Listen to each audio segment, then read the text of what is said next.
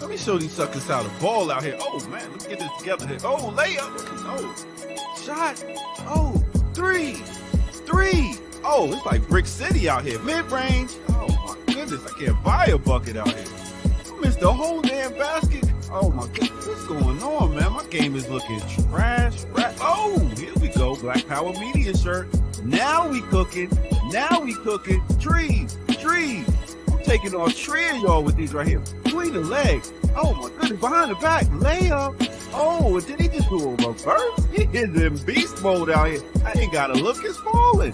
Oh, my goodness. This guy is going 3, 2, 1. Kobe. Nice. Black Power Media, baby. Nice. Empower yourself. Go get you some of that Black Power Media again. Right here, blackpowermedia.org. Yeah.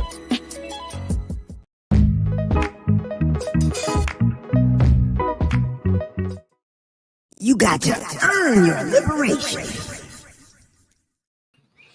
Yo. Welcome everybody back. BPM. Earn Your Liberation. Episode 64. We got the echo going because Diallo ain't set up yet. So let me just mute you for a quick second.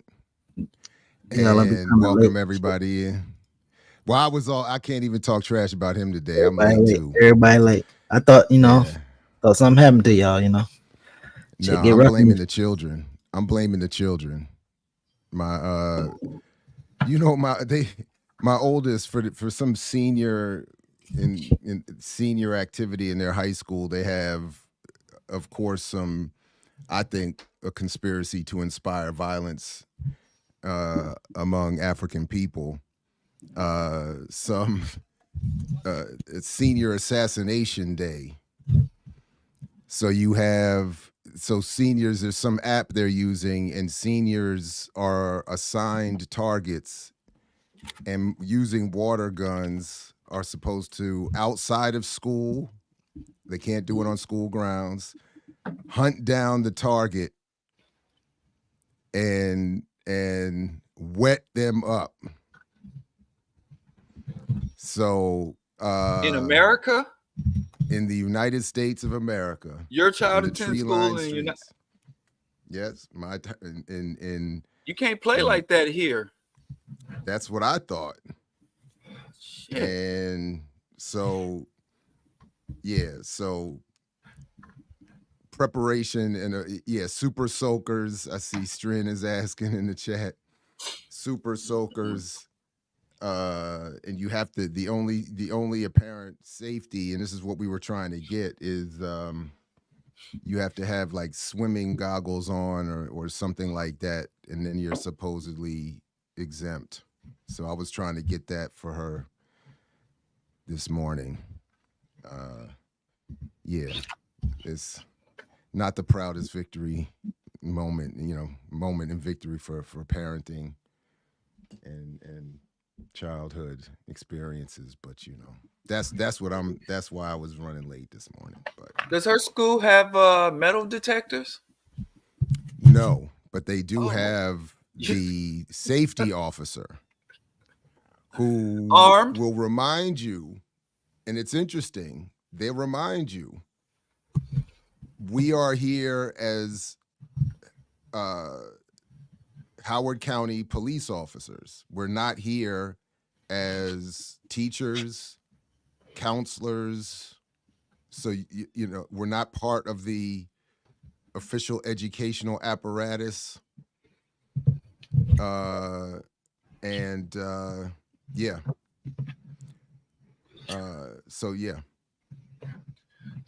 Speaking of the churn, I was ball chasing all weekend. Oh boy. Yeah, man. So when I did watch basketball, and when I was in Kentucky, I was living in Lexington, Kentucky, and I used to go to a UK girls game. Name dropping. I knew all the UK girls basketball team. They used to give me free tickets. But anyway, so now is that what they call it these days? Is that the new euphemism? I don't know. Free tickets. Well, I mean, I got free tickets, but so now there's a bunch of noise around Caitlin Clark and Juju and this Buckets girl, and You Don Staley and them, and I had to watch it. Like I did watch because I actually wanted LSU to win because Flage Johnson is the daughter of Camouflage, and anybody from the South who know Camouflage, Let's Be Cut Friends, stuff like that.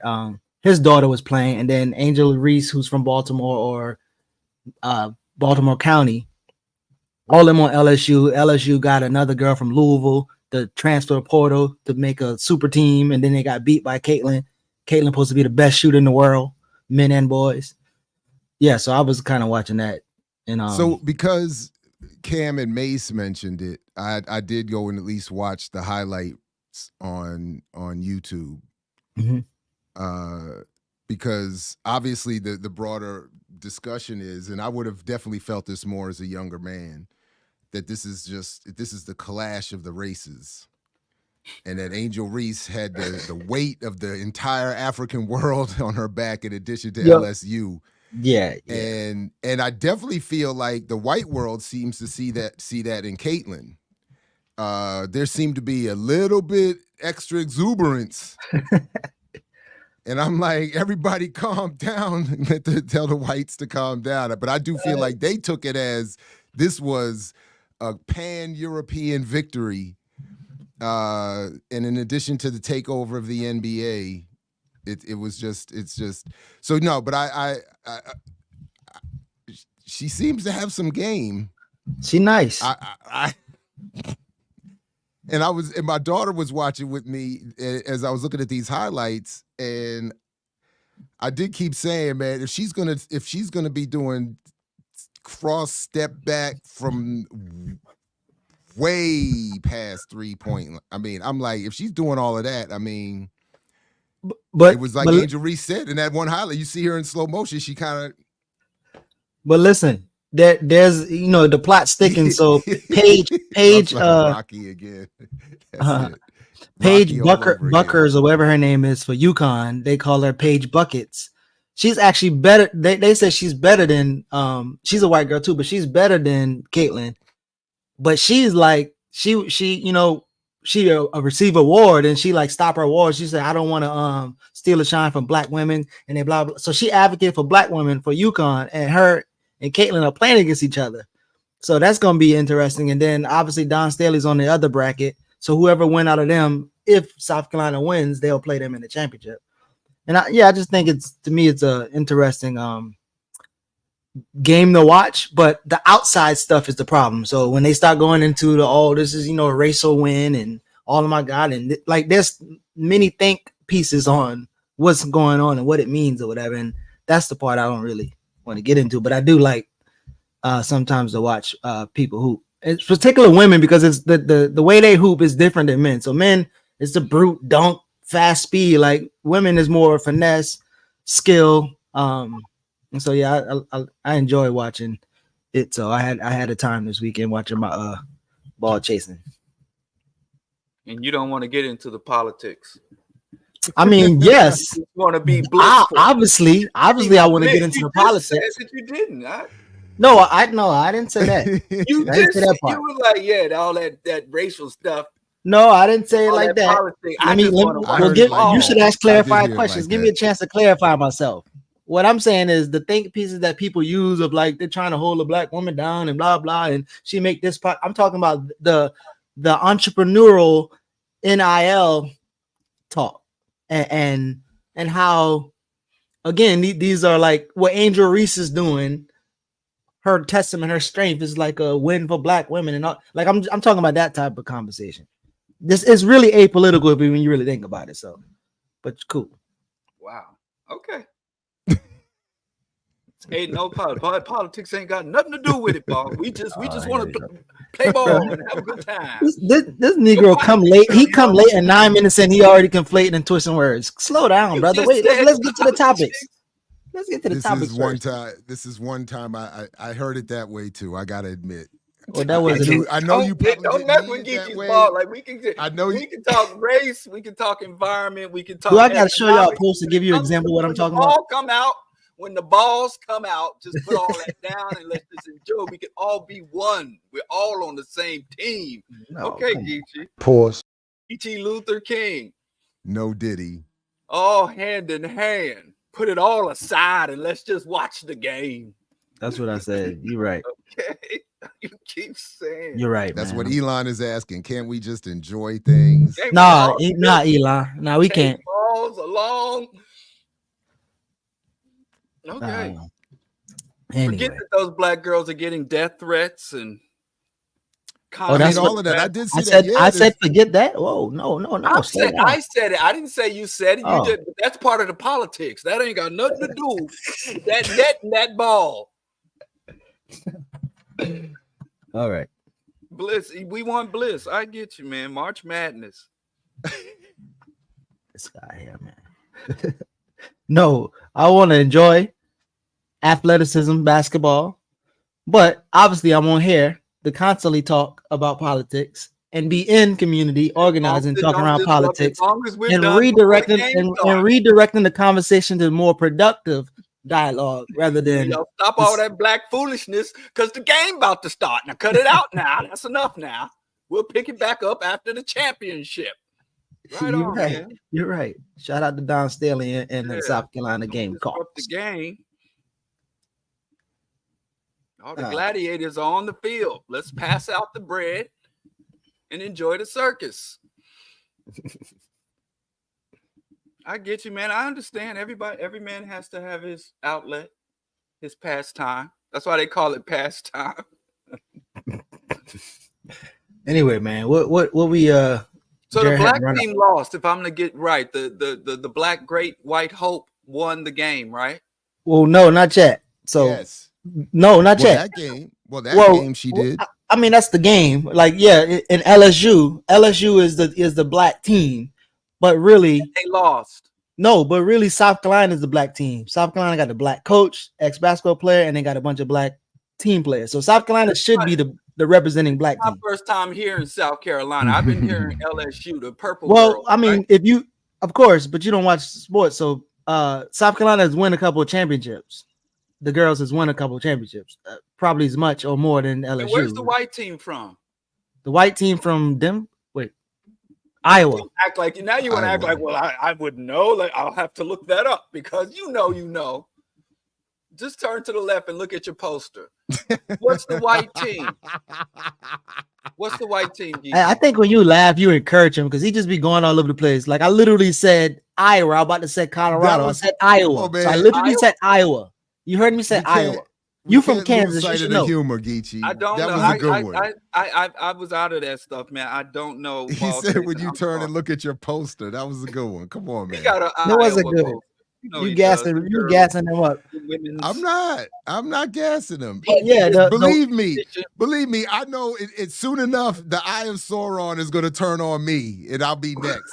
No, Jared is the instigator. You're right. Jared is instigator. I'm not instigated. So since you asking, so technically, Caitlin Clark is you want to let me talk, or you want to? Which one you want to do? So Caitlin Clark is a great white hope, as you talk about. She's technically the white team, but UConn actually has a white team too, who's been winning for a long time. So the Paige Buckets girl, she's white too, but she's kind of leaning toward black folks. An ally. LSU has a white coach who they try to put above Don Staley, and they criticize Don Staley, but not as much as the white coach for LSU. LSU surrounded around a bunch of black folks, black girls, and there's one kind of white hope who transferred from Louisville to LSU. But on Don Staley's team in South Carolina, she's a black coach with majority dominant black women that she put in the WNBA year after year. So that's actually the real black team. But LSU just had the white coach who was winning with the black team. Okay. So there you go. Any other questions? No, I've been hearing it in the ether. I can hear it in the air. But I haven't watched none of the ball chasing, but I have been read about the death threats and harassment that the LSU team has been under, even off season, and they've been doxxed, and they're all over like Twitter and 4chan and these racist and sexualized memes about the young girls. Mm-hmm.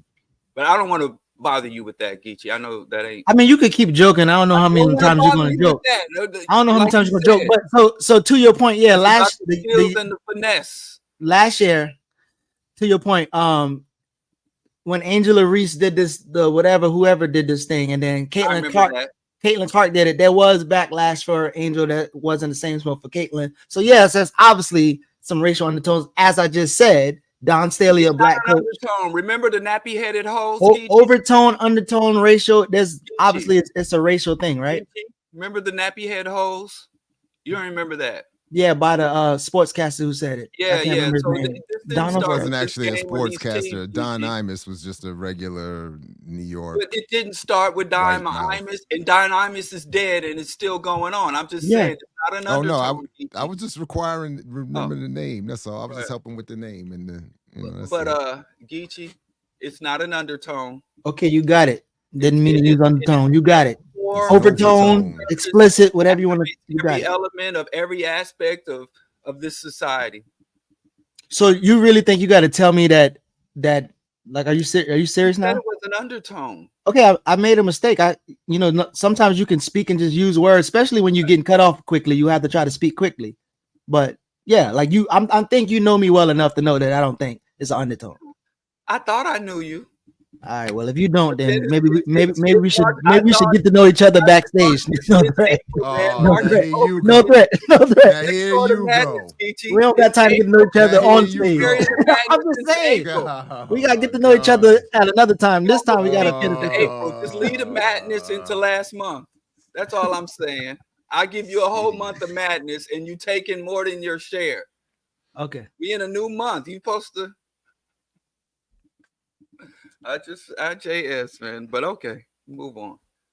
Right. I'm not gonna sully your sports with politics and all that mess. I'm gonna leave it alone. It's an undertone. It's off in the peripheral.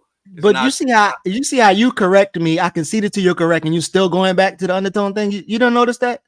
I literally said it was a mistake. You're right. Okay, and then I'm trying to move on. How? You still in that arena? We 17 minutes in there. You already started in that arena with that the same stuff they accused you for last week. You're doing it again this week. We're just trying to get quarterbacking. Is there such a thing? We're just trying to get through the run sheet, man. What's that word for basketball? So what? What's the basketball equivalent of Monday morning quarterback? Oh, I don't know. I mean, I don't know. That's a good question. There isn't one. We'll call it post-game point guarding. Oh. I mean, I don't even think there's one. Point guarding. Post-game point guarding. I don't know. That's a good one, man. Get that into the ethos. So I guess since we starting with entertainment and theater, maybe let's start with Justin Jones. How y'all feel about that? Sure. So one of the Tennessee reps is in the news again, and here's a link. But so real quick, there's this picture going around, and I saw people commenting on it.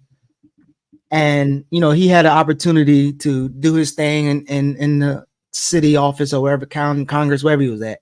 He says, "I didn't yield my time, sir. You have a gavel, you don't have a whip." And there's a clip that we can play right quick, but I just kind of wanted to get y'all thoughts. I've been talking to Denzel and my brother Wolf, who lives there, and they've been kind of giving me the rundown about how these people show up in community. But I do think this is political theater. But go ahead and are we playing it from the beginning? Yeah, from the beginning, and then it's only 40 to the 46 seconds. Get proactive to addressing these crises instead of continually trying to create band-aids for something that needs a Representative Jones, please, on the bill. This is about the bill. This is about the bill. Sir, this bill is about a response system.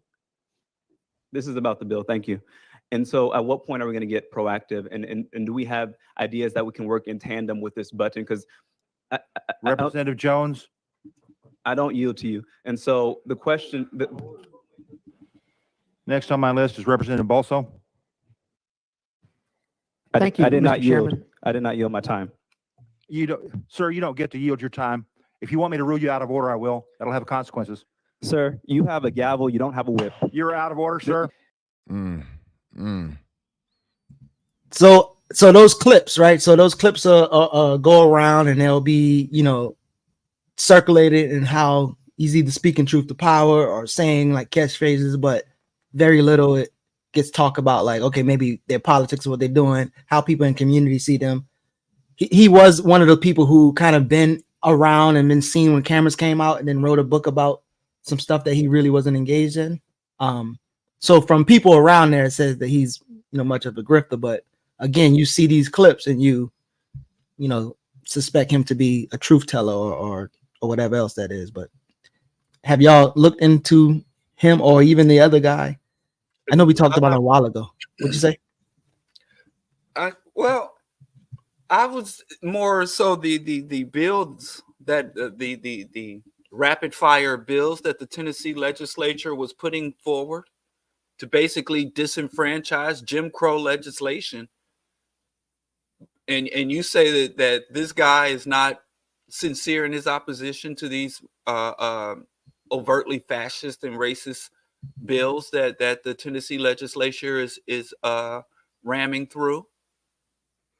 So I don't know if I would say not sincere in his opposition, right? So obviously, like what you do on sound bites and what you say, and then what you do in community can be different. So I think anybody, so for instance, to say like, you know, you have a gavel, it's not a whip. I mean, it's a decent statement, or it's a statement that make you kind of think twice. But again, I don't know a lot about him, but what I do know about him and what I have checked in about him is, you know, a lot of the things that the way he presents himself and the way the media present him as like the new Malcolm X or the new Martin Luther King, him and the other guy, Justin Peterson, I think. And they just don't show up that way in community. But yeah, you could be in an opposition to some of these Jim Crow laws or some of the BS laws. I mean, that's one thing. But in terms of sincerity, I think you would be deemed sincere if you show up in the community just as well as you show up when the cameras come out. So. Yeah, I really don't know. I can't assess any of it and wouldn't be aware of how he engages community and how sincere he might be. The only flag that I would see being raised is that Van Jones hosted him at one point for a friendly interview. So that's the only thing that would suggest that he's not politically headed maybe where I would want. But that's not necessarily evidence. That's just a whatever. But yeah. Well, I mean, but if I could be wrong, it sounds like Diallo has an argument that I'm trying to delegitimize his sincerity, or what was that argument? It's just I don't. I'm sorry. My bad. Go ahead. Go ahead. If you agree, Jared, go ahead. Well, one that I agree. I mean, I just don't know anything, and you raised the suggestion that he might not be sincere. So I don't know if that's based on anything, or what you've heard. I wouldn't have been. Again, I'm not in a situation where I would have heard anything.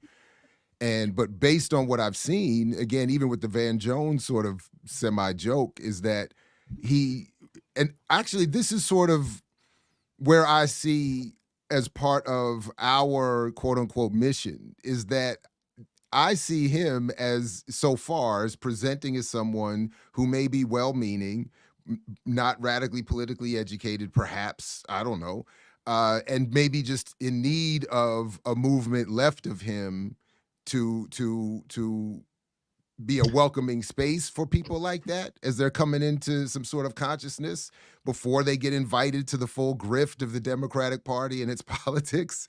So, but other than that, that was it. I think it's interesting because I don't know if any of y'all just heard, I said my pretext was I speak to people who organize in those cities, in Memphis and Nashville. And so that's one. And then two, if I told you that they also speak to other people who organize in those cities. And when, for instance, this one, Justin Peterson, they say he's more integrated into the community and he kind of shows up. This person, not so much. So in the book, the recent book that he has, what I can pull up, the recent book that he wrote, the people who actually do that work, who doing that work, they don't know him like that. They don't think that he's sincere. he looks more so like an opportunist. And the major premise of me bringing him up right now, or this is like, we've seen things about him. We've seen, I know y'all remember Recovering before, like they was being compared to Martin Luther King at some point. And my question more so, or the topic was more so, sometimes these sound bites could be the thing that make us believe people are sincere. And all three of us know that there's people out there who can do some things to make people think they're sincere, and that doesn't mean they're sincere until you see them on the ground game. And so, go ahead, Diallo. Go ahead. In terms of his on the ground game, he's an elected state representative.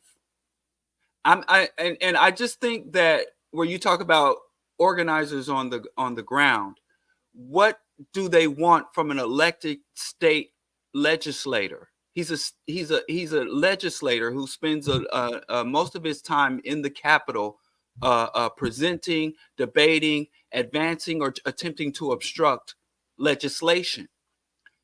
And you said, what do they want from him? Yeah, in terms of sincerity. Okay, his sincerity to the side. What is his voting record?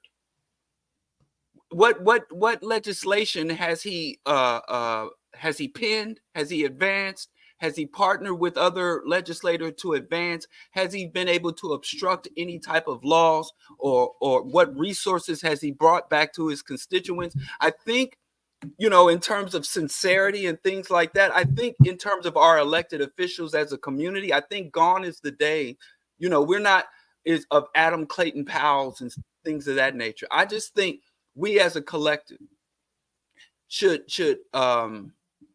be more grounded in our expectations of elected officials and who they are. And if the white media, or if the mainstream media wants to take a sound bite or take any hand pick, which they always do, some type of public figure, and let them be the lead for that news cycle, we still have to keep both our feet keep as a community, keep our feet on the ground and keep our eyes on the prize, so to speak.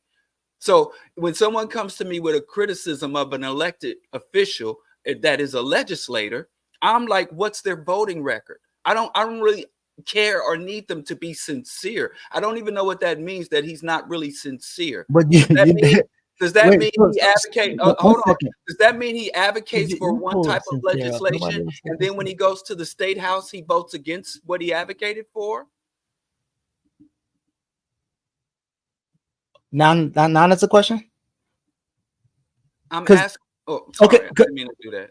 I think what's interesting is like you put it's almost like you put a target up and then you shift everybody to focus on the target. I didn't say anything about sincerity. You said sincere. I didn't say that. I wasn't speaking about what you spoke for. I'm just asking a question and trying to I want to present a new way of dealing with elected officials in general and Black elected officials specifically, in terms of when we talk about what our positions are on any type of public or elected official, what we should expect from them and what they should expect from us. I think that our representatives should always have a level of vulnerability to the communities, the demands, and the expectations of the community. Because I agree, our politicians sell us out. But when we talk about insincerity and sincerity, what does that even mean on a material level in terms from a state legislator? I guess I don't understand why you keep going to sincerity. Who's asking about sincerity? You started the sincerity talk. I started asking about it. Now you said you're not talking about sincerity. Which one? If he's authentic, whatever we want to call him. Well, so again, I don't think the conversation is around authenticity or sincerity, right? So for instance, his book, The People's Plaza, 62 Days of Non-Resistance, right? The people who actually was doing that work, they know that he is not sincere, as you say, or they know that he doesn't show up and do the on the ground work, and he's also not in alignment with what they're trying to do. So, for instance, if you say, what do we demand from our politicians? One, it depends on, do we have a political base or some type of power to demand what we want? And then two, does he speak the language that we prefer him to speak to our material conditions? So if he's not, then yeah, there should be some type of consequences of conversation. So in terms of not being able to demand your politician something, or not being able to hold them accountable or speak to their contradictions. I'm not sure what you're saying. What I'm saying is he's an elected official within the scope of his duties, obligations, and his power. What specific acts within the scope of his elected position, what has he failed to do? And what does the community want from him in the scope of a state legislator? So again, you would have to speak to the people, which I thought you said you speak to them. I don't know them. what I'm saying, you asked me a question, but I'm telling you, you would have to speak to the people. So it's only 2 organizers that I talk to there who talk to other people. So there's a lot more people who can tell you exactly what and what not has been happening with this person. So, but again, clearly he's a public figure now at this point, right? But clearly, from my humble vantage point here, the one clear problem is that collectively, I and we don't know enough about this individual. We don't know enough about those you're hearing from or what their standards are. And so I almost would prefer to leave that particular or specific issue alone. And although other than to say, if there are those in that community that are doing work either that he's taking credit for or he's actually working against, I would be more than happy to hear from them. Beyond that, I think broadly speaking, vaguely speaking, I do feel, well, it's much easier when it's broad and vague, but I do feel more comfortable personally in this moment just keep speaking to that particular issue of, yes, it is easy, particularly nowadays, for individuals, even small groups, to position themselves as something that they're not, take credit for something they haven't done, be imposed by more powerful entities in that place or that position, platformed in that way. And that's why it's just more important probably than ever that A, we be organized, and B, we be very, very critical, starting with the self, as to how we're reaching our conclusions on anything. Go ahead. Yeah, that's it. Well, in my position, I think my mantra for politics is to be cold, distant, and calculated. Be very clear on your agenda, and organize, implement, execute. I'm just saying that we shouldn't, by nature of being an elected official, I think that should already place him in a certain class, where the community should be very clear on what it asks of him, what it requires of him. And I think elected public officials' access to the ground, to the streets, should be limited. If you go off to the state legislature, then that's your arena. And I don't even think we should be expecting grassroots, ground level work from someone who's been elected to the state legislator. So what I would say is, these are the bills. What bills and policies do we prioritize? What can you expect from these people? What is the scope of their influence and power? And what are our demands of him? What are the specific asks? What are the broader asks? I'm just not clear on what even the criticism is. Because he's going to go in politic and make these statements, and he's a politician. So I wouldn't even trust him, especially if he had the limelight and he didn't milk it. I would want my state legislator to do the same thing. But what is he milking it for? What are the bills on the House? I mean, the Tennessee legislature, they banned the rainbow flag. They banned the Black Lives Matter flag. And they have affirmed and validated the Confederate flag. They have school shootings and a high rate of homicide, some of the most violent cities, Nashville, in terms for Black people, poverty rates. What are the bills coming through the state legislature that can positively affect, or the Black community can draw some benefits from? Is he advancing those bills? What are the bills that are harming the constituents, the Black community? And is he giving effective opposition to those bills? After that, put the dude on the shelf and go about your work in the community, because that's all you can get from an elected official. So you saying you want to advocate for people to move in a new way. And so obviously there's the project in Jackson and the being able to put Chokoi on the city council and then the mayor and then Antar also. So what new way are you proposing that people move with politicians, especially if there's a base build and politicians rise from among that base? What's your proposal? Well, I think it's as Kwame Ture said, about if I ever run for president, or was explaining why he wouldn't run for president of public office. I think if the community does get one of our own into public office, I think that person's role, once you become an elected public official in the state, and it's an oppressive, reactionary, racist government, then I think that's the new arena that has new requirements. So I don't think we should be asking for grassroots level work from a elected official, and I don't think our grassroots levels workers should be have the same requirements and standards as elected officials. I mean, I just think it's a fantasy to think we're going to vote for a revolutionary or vote in the electoral arena. I just think we need to, as a community, be more realistic about what we can receive from electoral politics, what we put into it, even more important, what we are willing to put into electoral politics, what we can receive from legislation and electoral politics and elected officials, and then the rest of that work has to occur outside of that arena. Seems pretty simple and straightforward to me. I mean, I don't know if it seems, I don't know about that. I think again, there's this idea of non-reformist reforms, and knowing that at some point, maybe even as a block style, but at some point, even if you want to call yourself revolution, I'm not sure that anybody ever said that they look for politicians to lead the revolution or whatever you were saying in terms of about that. But you do know that there's public policies that impact you and impact your ability to organize or not.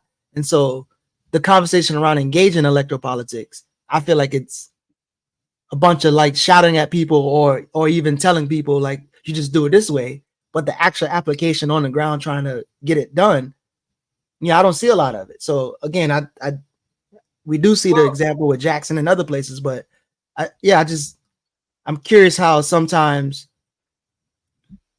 the language is conflated as if like somebody's asking this person to be the revolutionary in office, and nobody said that.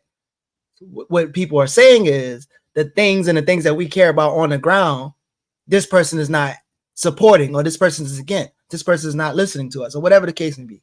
So there is some level of accountability that the people have that is in office.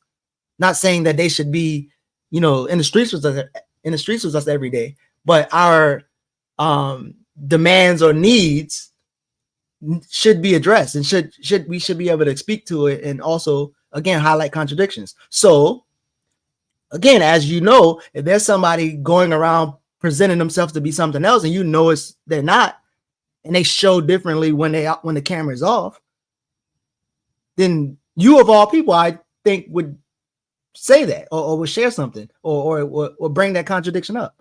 So I'm kind of confused the critique of the critique, because I was just really playing the video which we talked about even before here, that this is we're gonna talk about this person. So but my only thing though, Geechee, is that I just don't I haven't heard what it is that he's not doing, so, or what it is that he's taking credit for. I just don't that hasn't been made clear this morning, and that's why I was saying in this specific case, I'm not doubting that necessarily that the arguments or the critiques are in that community are correct of him. I'm just saying we just don't know what they are. So, or I don't know what they are. So, but this is, again, I mean, for me, all I keep hearing though is if there is to be concern over politicians and public policy and electoral politics, we have to be more involved in different ways so that so again, I'm assuming that the people you're hearing from did not in an organized fashion, or unless, correct me if I'm wrong, was he elected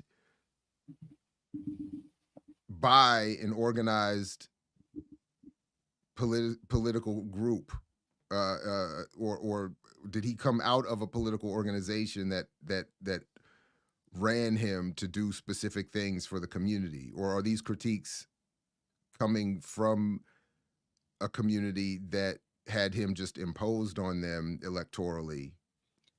I think he Would was be one more so question. imposed, so he didn't come out any of the groups, So specifically that's the people that I've spoke about, and then including the group who this book is written by, like the people who are engaging the work around the People's Plaza.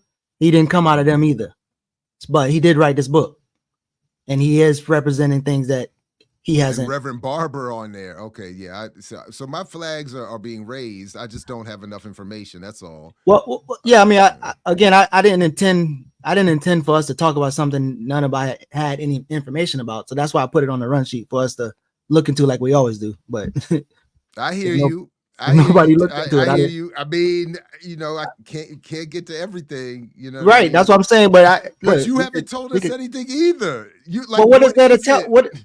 What else is there to tell you other than? Well, what are the specifics? Like, what is it that? So that's one of the specifics right there. That's one of the. So you wanted us to read a book by today? My bad, Geechee. I'm just saying, man. All I'm saying is, I'm sure you're right. I just don't know. No, That's it. I don't. I don't think it's underprepared. about I'll being accept right that. though. Like I'm underprepared.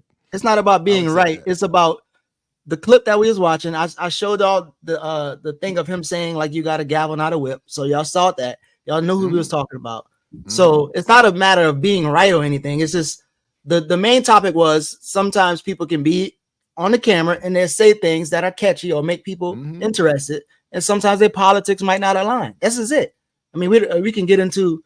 So that's Like, why we can bring some of the brothers on if y'all want, and we can talk about it. We can bring him on, whatever. But I'm fine with all of that. I just was saying that I just take as almost, again, an unstudied guarantee of sorts that when I see someone, when I see a relatively mainstream politician saying something that is, again, it's sort of like the Vernon philosophy for politics. When I hear a mainstream politician saying something that I might resonate with in the moment, I become suspicious. And then I do immediately start from the premise that they are not engaging that topic in the way I would truly want them to. And to the point being raised here, that they are very likely rebranding a more radical analysis that is being suppressed from below. And then finally, to the point I was trying to get to, is that they are also not the extension, or they are not there because of an organized effort to put them there to do a particular task. They are there from a political enemy who puts them there to do a political task of, like, as I said, in points 1 and 2, the rebranding and suppression. So that's, but so I just, but I admit I am underprepared for this particular issue. So I defer. all right. Well, what did y'all prepare for? What y'all want to get to? What's next? Wow. No, I'm just saying. What is it that y'all want to get to? Y'all we gotta I'm run down sheet. for whatever, man. My bad, man. No, I'm just. We can go to. I mean, Diallo, you got a suggestion? I suggest. Let me tell you, when it comes to politics, and especially when we go into the presidential campaign cycle, all I'm saying is, when we want to critique and criticize a politician, I just hear a lot of critiques and criticisms that are way outside the scope of the elected official's office duties, obligations. So I just think we as a community should have, like Jared was suggesting, inherent automatic distrust for any elected official, even if that elected official came from the grassroots. We've seen too many of them get caught up in the machine and get turned. So there should be a standard level of callousness and distance that we keep from our elected officials. And once we have that as our floor, then we should only look at them and critique, judge, condemn, or compliment them within the scope of their office. Okay, What so do they bring to the community? What harm do they obstruct? What can we pause there? I'm just saying. So that part, right? You said you should have an inherent. I wasn't finished. Okay, but go on, Geechee. No, I'm just saying we should have an inherent rejection of these people, right? No, that's not what I said. So what did you say? What I said was all elected officials, we should have a base level of distrust and distance from elected officials, even if they come from our grassroots, even if they're our blood relatives, just by the nature of Black people's relationship to the state, the local government, the state government, the federal government. Through our history, anyone that holds position within those offices should never be looked upon as a leader, a liberator, someone who is worthy of our trust. Once you have established that position, when we start to say, is this a good politician or a bad one we should vote for or vote for against, one that should have the support of an organization or community or not, we have to just do that based on the scope of their office. I think we would be better off as a community. There would be less heartache, disappointment, and less, even most important, a less expenditure of resources and time wasted on these goddamn politicians. So if you come to me and say, well, we don't like this politician, I'm like, well, what is his office? He's a state legislator. And I'm like, well, show me his voting record. Show me his legislative his legislative record. What has he done in the scope of that office that could be of benefit or harm to our community? And once we make that assessment, put them aside and move on, because that's all you can get from the best of them. I think Black people, we need to start voting for policy and competency. As far as love, commitment, presence in the community, he shouldn't have the option of having a presence on the ground or with the grassroots. That shouldn't be an option for an elected official. They shouldn't even have access to those spaces, let alone be deemed loyal or committed to those spaces. They should be excluded from those spaces, just like the people and the masses are often excluded from the elite spaces within the corporations and elective office. I just think we should reassess and reevaluate. I think we can get more out of the political system if we were more cold, distant, and calculated. It shouldn't even be a matter of trust or if this person is good or bad as an individual, as a person. That shouldn't even be relevant to our aspirations.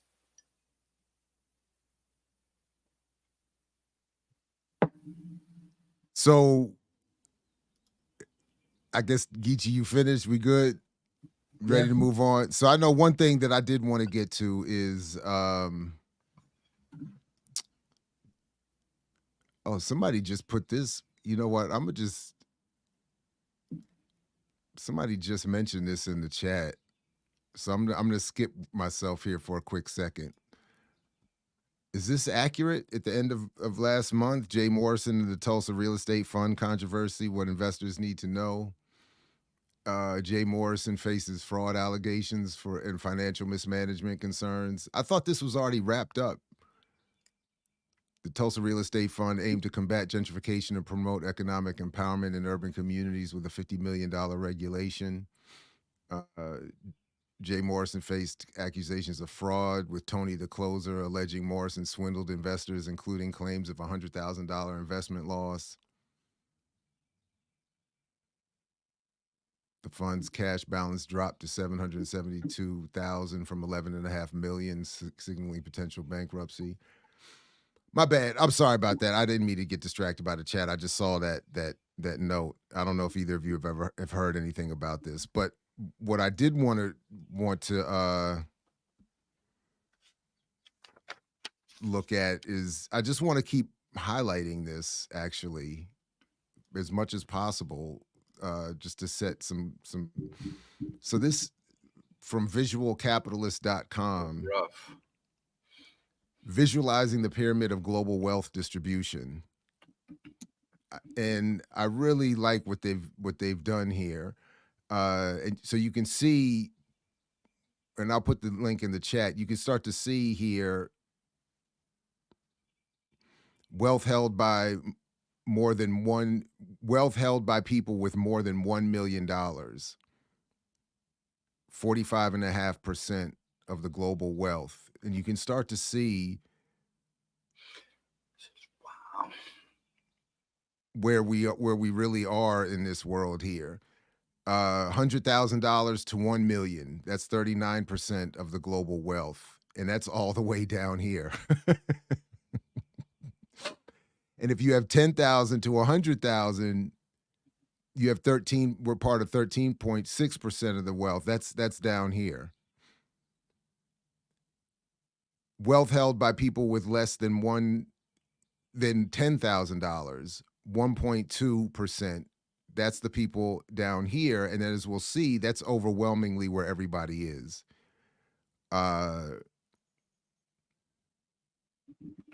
Number of global adults by wealth holdings.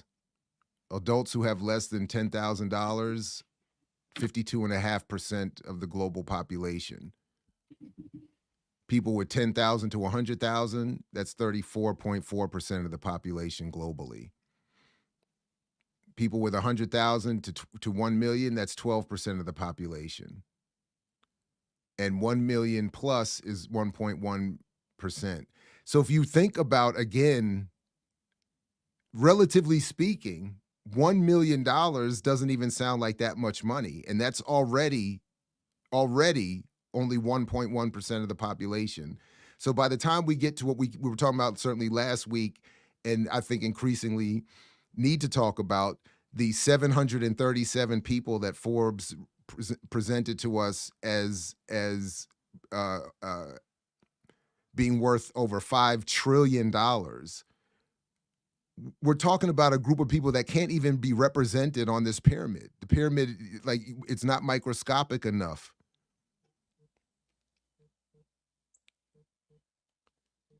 All right. And it's yeah, go ahead. It's just weird how right, the wealth is so obscene, just the groupings that they have to create in order to create a visualization, like right. 10,000 to 100,000 exactly. are all in the same group. Like, I'm gonna go hang out with the 100,000aires, and then the people with 100,000 and a million, it's just they're all lumped together. They have to create just in order to create a physical representation.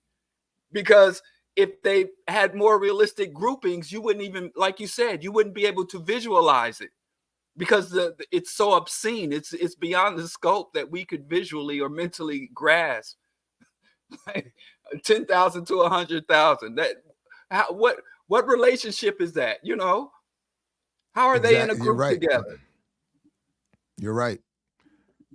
In 2022, the world's millionaires held nearly half of net of household wealth. So sort of to your point, all the world's millionaires from 1 to 100, whatever, to 999 million, they have nearly half of net household wealth. Just another, if less than 10,000, that's 2.8 billion people, 2.8 billion adults, or more than half of adults are in the bottom 1.2% of the share of the global wealth. And again, to Diallo's point, they have to create a category that starts at 1 million to comprise the 1.1% that have 45% of the wealth in the world. The highest wealth rung controls $208.3 trillion in wealth, or 45.8% of the global total. Just 1.1% of the world adult population fall in this bracket. And I know people who are in the 12% box who have to get payday loans. You know, oh, wow. who are going to the payday loan, who are in the top 12%. This graph really tells you a lot, and it tells you nothing at the same time. It's really amazing. I was looking at it last night, and like you can be in the top 10% of wealth income earners and be late on your mortgage and behind on a car payment. Absolutely. And bombarded with credit card bills. So this doesn't even really represent wealth. You know, it represents poverty. I don't know why they calling it the global wealth distribution. It's global poverty, because poverty is more properly distributed than wealth. I don't even know why they call it that. It should be the maldistribution of wealth, or global maldistribution. And they even to put it on a global scale is wild, because if you just in the United States, 629 trillion. I just wanted to show that by 2027. And I wanted, what they don't say, at least on this page, and I just want to emphasize for us, is that 629 trillion in global wealth that we're headed to on the planet is that we've created it. Like, we have all contributed to that. We have already put in the work. So there's all of us, absolutely. Just the hustlers and the grinders and the entrepreneurs, right? The app developers. Yes. You didn't create nothing. You just went to work. But that creates wealth for them. You didn't have a side hustle, no. For them, it does. See, that's why. See, this is why we both sitting here broke. You don't understand. You're talking about weak. But I do think the job creators are also the wealth creators. Yes. They don't say the job workers, they say the job creators. Right. Have you created any jobs? I didn't create any jobs. See, you're not a job, so you didn't make the wealth. I didn't make the wealth. Creators. The job created and the thought leaders and the you're right. The investors, right. The investors who create, the investing and take the risk. And they take the risk. What did DMX say? Shit started off hard and it's only getting rougher in 2027. They just like, and it's gonna keep accumulating. Like, all this revolution, y'all ain't about to do shit. All this struggle, all these uprising, and the line keeps going down on our side and up on their side. They were like, hey, 2027, this shit is going to go on. So wait a minute. I think, oh man, did I mess up? Where did Geechee go? Did I mess up? I think I messed up. Weren't we supposed to have Rafiki on today? I think he just called too. Was that supposed to be today? Oh man, I think I messed up. Nobody tell me nothing. You just don't read the chat. No, I don't. I'm sorry. I'm reading it right now. I need.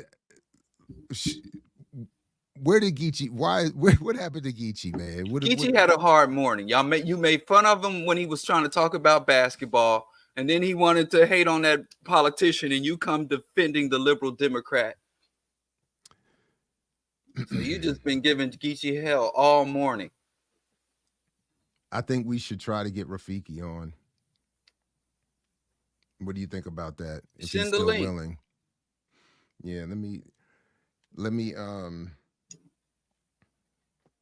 we're just doing this. This is Rafiki, are you around? Let me see something here. Hold on a second. I need to work on. I'm in the 34%. I'm part of the elite. It only takes $10,000 to get up to the upper half. I'm closer to the billionaires than I am to the 52. I didn't know. I've been saying I'm poor all this time. $10,000 is all I need to be up in the upper half. You muted. I'm on the right side of the bell curve. This actually, if you look at it right, it makes me feel good. I mean, you're completely muted. Let me tell him. We up here, y'all. We live in lavish. Jared doesn't know he's muted. And Geechee's on strike. It's been a rough morning. You're muted. Was Baba Rafiki. We're gonna get him on here.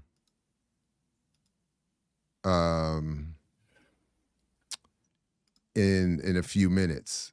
So that was my bad. And I think I also messed up. I think I messed up a couple of situations here guest wise lately. terrible. It is terrible, and I just will have to ask forgiveness. So I think he's going to need a couple of minutes. So if there's something else that we want to get to, we can do that. And while Geechee, were you able to hear that? I had messed up and forgot we were supposed to have Rafiki on today. No, I thought we never established a date. Hello? But Is he here? I thought we never established a date for Rafiki. Can we get to Akon's I don't hear you. Cryptopia? Is this my fault? Do you all hear me? Yeah, I hear you. Uh-oh. I think my stuff messed up again. Oh, there you go. Say something? Yep. Oh, okay, there you go. My bad. All right. So is there something you all want to get to while we're waiting on Rafiki to get here? Keep us waiting. Are we going to talk about Akon's Cryptopia? Yo. Cryptotopia? We can do that. Studio link. Are they Good Times cartoon? We can do that too. Which one? Overreacting and being hypersensitive. I've been very hypersensitive. An overreaction. And then I heard that I saw an interview where Thelma and JJ lent their voices, but Thelma didn't know. I really should remember her real name. But Thelma didn't know that she was signing on to lend her voice in a cameo role to what the final project was going to be. So she's seeing all the backlash. And well, anyway, do we want to do that now? Is that the one we want to do, or do you want to do the Akon? Come on, Geechee. Come on back, Let's man. do Good Times. My bad, man. Come on back, man. Give him his time. Give him his time. All right. So do we want to play the trailer that will get us what you call the it? Good Times reboot. Yeah. We're gonna get it. We'll get. I have important news. Let me guess. The state called and they want to cut you a disability check for your face. Hold up. You can get paid for that? This is from a fool who stares at his orange juice every morning. It says concentrate on the box. Who the dummy now? Shit. Me for not wearing a condom. Woo! Shadows fall over my heart. It all started with my grandfather, James Evans. My job as the man of this house is to take care of this family no matter what. I just want to let you know I'm going to take good care of Gray. Who is this I'm about to kill? Juan, my boyfriend. Daddy, let him go. Baby, she come with me. Junior's repeating the 10th grade for the 3rd time. Is there anything you can suggest to help him get to the drive-thru? Can you do OnlyFans? Take off your shoes. Let me see what kind of feet you working with. I'll take you to the dark side. Dear Black Heavenly Father, College Redeemer, if you could just help us. Son, it's for you. New phone. Who this? Black, everything. At least they ain't got that drug dealing baby under my roof no more. Man, my mouth ready for some milk right now. Dalvin, why are you so breast obsessed? It's childish, man. Bruh, I'm a baby. I can't get no more childish than that. In a nocturnal state of mind. Your neighborhood is a real shithole. It's the system. They put the guns and drugs on the streets. Underneath this black sky. This is getting dangerous. I won't just sit back and let you put yourself in harm's way.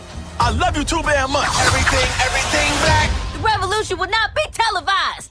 Come on, Rosa Parks, can't you just enjoy this? Blackbird, black sky, black, everything. We're just as good as the Evans of old. Isn't that just dynamite? But the truth is, we're the Evans of new. Bitch, you look like money. Everything black. What about the struggle? We're black. It'll be here tomorrow. Everything black. Blackbird, black moon, black sky, black, everything black. Wait a minute. The baby, little baby, and baby? Too many babies around this crib.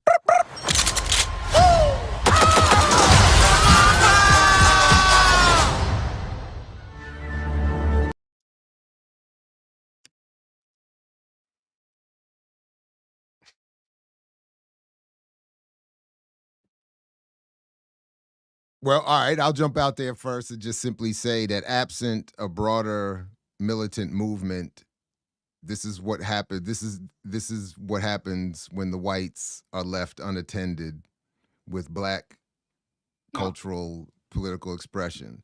So the original, all right, hold on, Diallo. You didn't speak, you didn't jump up fast enough. I had to gain my composure. Yeah, all right. So in the original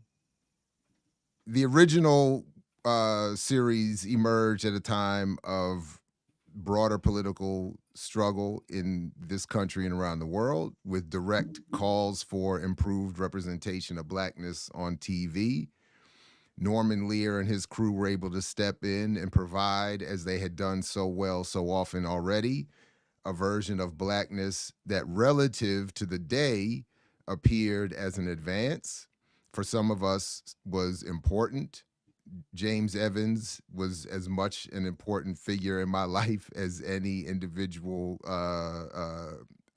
certainly real father, and maybe any televised version.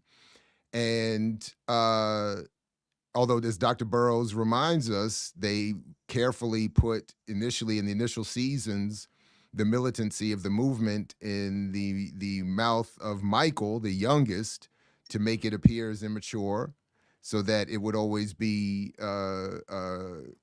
referenced, as we saw a little bit there in that clip, but only in a very isolated and anti-radical, anti-progressive way, meant to demean radical politics.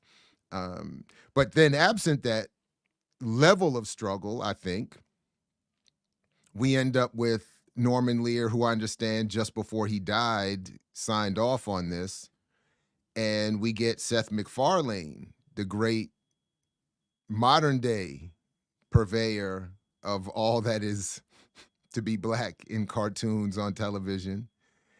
And then we get Steph Curry, as you show right there, being involved, to what extent I'm not entirely clear yet, but co-signing, certainly giving legitimacy to. And here we are again. And I'll stop here by saying that this is, again, we're getting the heightened, more sophisticated version of attempts to, in a very counterinsurgency way, make us walk away from radical politics and even the idea of political organization. Go ahead, Diallo. First of all, that's my initial 2 cents. I'm gonna go ahead and fulfill the role that godless crew thinks I play. I'm not gonna let you blame this here on white folks, Jared. I'm not gonna let you blame this on hell. You said whites left unattended. The whites were well attended to. All of their needs have been well attended. Whites folks have not. I mean, it's black folks named, like you said, Steph Curry. Unattended by radical politics is both of the creators are black. The voice actors, the writing staff, it's colored folks. This here is colored folks all over this. I mean, I would feel better if it was all white folks left unattended, and every black person associated with this room got up, scooted away from the table, got up and marched out in unison. I'd feel better if it was white folks left unattended, but it's actually the opposite. It's colored folks all through that shit, and some prominent black folks' names and producer, man, Slink Johnson. I mean, I think Black Jesus, the first 2 episodes before dear Charlie Murphy passed on. I think Slink Johnson was just masterpiece in Black Jesus, and for just the people who are associated with this. And what's weird about this is not only has the projects that the Good Times was shot in, the high rises downtown Cabrini Green, not only have they been demolished, that area is like an affluent multi-million-dollar area in downtown. It has been absolutely completely gentrified, and there are high-end condos in the place of that project, and it's appeared from the trailer that they're still trying to demonstrate that the high rises are still there when the black people are being driven out to the south side and even out of the city. In fact, Chicago is a city that every demographic in this city is increasing: Asian, Latin, white, it's going up. The only demographic that is decreasing in the city of Chicago year after year is the Black population. And so they're showing outdated stereotypes. And, so it's an outdated stereotype of an outdated reality. Aside from all the other offensive shit, it's just tired, it's lazy, and they ain't even put effort. I expect when white folks gonna be scumbag racist and demeaning and dehumanizing, at least put some effort into it. God damn. So it's just layers of absurdity and offense. My biggest offense is that just the laziness of it is what I'm most offended. I would like to think when the Illuminati goes into their chamber to conceptualize this shit, I would like to think that they have to put more effort into it. That's all I gotta say. Do better, racist. I expect more from my racist. Netflix. Netflix is a very good propaganda arm. I expect them to do better. I fully agree. Go ahead, Geechee. Come on back, man. Come on, man. Unmute. But I fully agree. But just to be clear, what I meant was in the absence of radical political movements, whites, the unattended whites, are I said I'm not going to let you put this here on white folks. They've been good to us. Okay? I appreciate that. You can put that godless crew and run with it. I'm not going to let you put this on white folks, Jared. I'm the Caucasus Mountain cave dwelling devil's advocate. This is on Mose and Mosetta. This is on us, man. We carry some blame for this one. But did I see somebody say this in the comments? Because I agree. As soon as I heard JB Smooth's voice, I got suspicious. Well, not that I needed that, but I just was like, he's just associated with. But you see, they ran with one of your boys' famous routines, the crack dealing baby. That's Dave Chappelle. I hope they. Yeah, they no, exactly. It's an old. All of it is so old. You're right. Old Everything. And lazy. It's old and all of that. Exactly. You're exactly right. Yeah. Geechee, come on back, man. I apologize, man. I'm sorry, man. Ain't nothing to apologize for, man. Keep moving. Come on back, man. I'm all here. Right, we still waiting on Rafiki Morris, by the way, who said he needed a moment before joining us. Longtime activist, organizer with BAP, AAPRP, and beyond. But if you go to the Good Times, IMDb, it's all black folks. In this shit, looks like the white folks are the token. Like they brought on some white folks just so. Well, they needed them to get it on there. Seth MacFarlane and Norman's dead. Norman Lear, but again, he had to sign off on it because he owned it. That was the whole point that I'm getting at. That and to your point about the old stereotypes. These are the stereotypes. Now I'm gonna interrupt. So one, I don't know some of these people. I don't know none of these people. So whoever Anthony D is, to be surprised. I don't know people. But one thing I dislike about being online is like some people read in between different things and they're commenting things and they play off words that we say, and sometimes they can be antagonizing and sometimes they get annoying. So sometimes I have to take a break. I know everything is. I know. Say my name, Geechee. You ain't got to say some people. I'm sitting right here. He's not talking about you, though. That's the point. I think that's the point, though. I'm literally talking about the chat, and then you saying that. But that's the point. So everything is normally a joke, and I'm not always joking. So sometimes I do like to joke, and I know we should have fun, but sometimes it just get annoying. So I just needed to take a break. I feel you. I hear you. I appreciate that. I tell you how to ignore the chat. It'll bring you down. But I did want to. Remember, this is the what I remember from Walter. Go ahead. I think I'm gonna leave for a second again. This is the Walter Lippmann-esque need of white folks to reinscribe the stereotypes of black people and others that they need to fulfill the sort of the colonial role that they see themselves as having to play or needing to play. So like when I was just talking about this with who was I just talking to about this, the documentary Color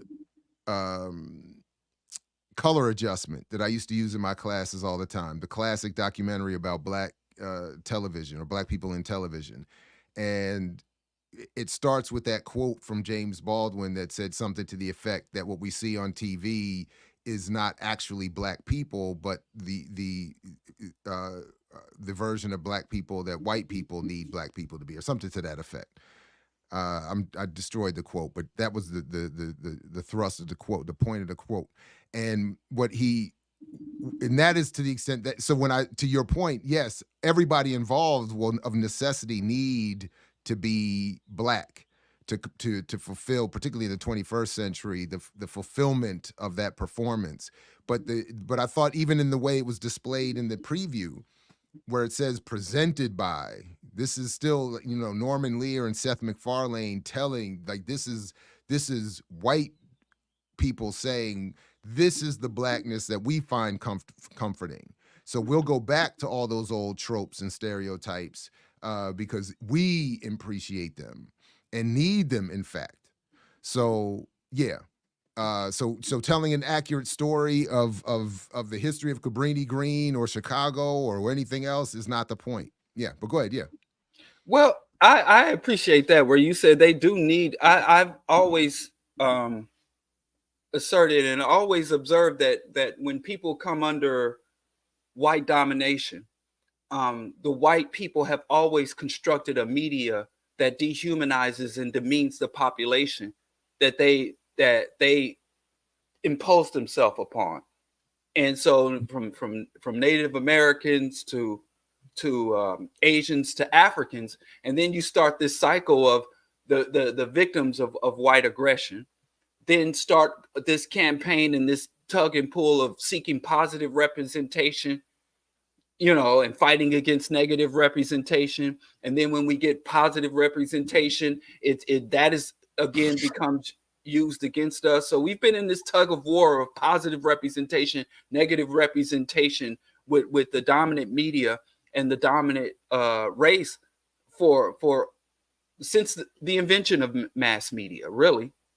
So I don't know how we break out of that cycle. To me, the issue is that I don't think that anyone should have the power to represent you or misrepresent you. You should have the power and enough control to impose your view, your self-image on the world and represent yourself instead of seeking to have others represent you properly or improperly on a larger side.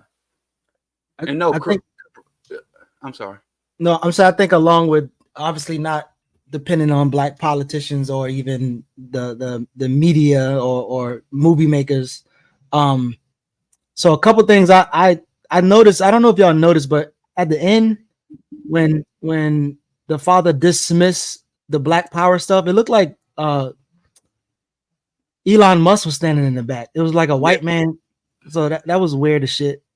Like I don't know why. Well, I guess we'll see when it comes out. But yeah, so Cabrini Green, they filmed Candyman there, and it's always been this trope of devastation, black life. You see all like the another interesting thing is Baby Kids segue. I think you mentioned that, Diallo, when the little baby was there, and it sounds like the dude from Baby Kid, but they had like a scene where a car rolled up with other three babies, and it was the baby, Lil Wayne. I'm sorry, the baby, Lil Baby, and Baby. Yeah, one of the, I don't. But then they start shooting at each other and shit, and so it's like it's I don't know. I can't see how any of this thing could be taken seriously. But I did see John Amos talked about how Seth raised the bar really high, and he don't know that a comic can do the same thing. And then the lady who played them, I forgot her name too, she said she did lend her voice to a project, but she just didn't know this was going to be the outcome. And so yeah, there's like a lot of backlash around it. But I don't know about that. But about which part? Things before we go to our guests, do you intend to watch it? I think only way I'll watch it if there's an episode and we'd be like, yo, we need to watch it to talk about it. But I can't see myself. It's really hard for me to watch Netflix, and to be honest, like I just watched Jamie Foxx old show and Martin old show, but I can't really watch Netflix. Like there's nothing on Netflix that I can just sit and watch and not be annoyed unless we're gonna cover something. So when they have that you know, what's the Ibram Kendi and these people type stuff on there, we'll watch it just for the show, but I'm not about to be watching. I watched the live action Airbender. Wait, isn't that Boeing documentary on Netflix? The Boeing one? The one about I feel like I've seen 2 of them on Hulu, but honestly, I get confused. I don't even know what I'm looking at anymore. I watch stuff like that, but yeah, I'm not about to watch that. Jared didn't volunteer to answer, so I already know his lack of an answer unto itself is an answer. Normally, I'm quick to say I'm willing to watch just to see what it does or out of curiosity, but I feel like that preview was enough. You don't want to feed the algorithm. If my I could watch it in already secret, a mess. Yeah, well, you could always VPN it. I might VPN it. Yeah, because I don't want to feed. I'm curious to see how far down it goes. I mean, if we make an agreement, it comes out on the 12th. If we make an agreement to all suffer for the cause one time, yeah, for the people, one time. All right, I mean, I'll do that. All right, I'll do that. But we had some project we were supposed to investigate, go undercover at strip clubs at one point. I think we're behind on our Wait, what?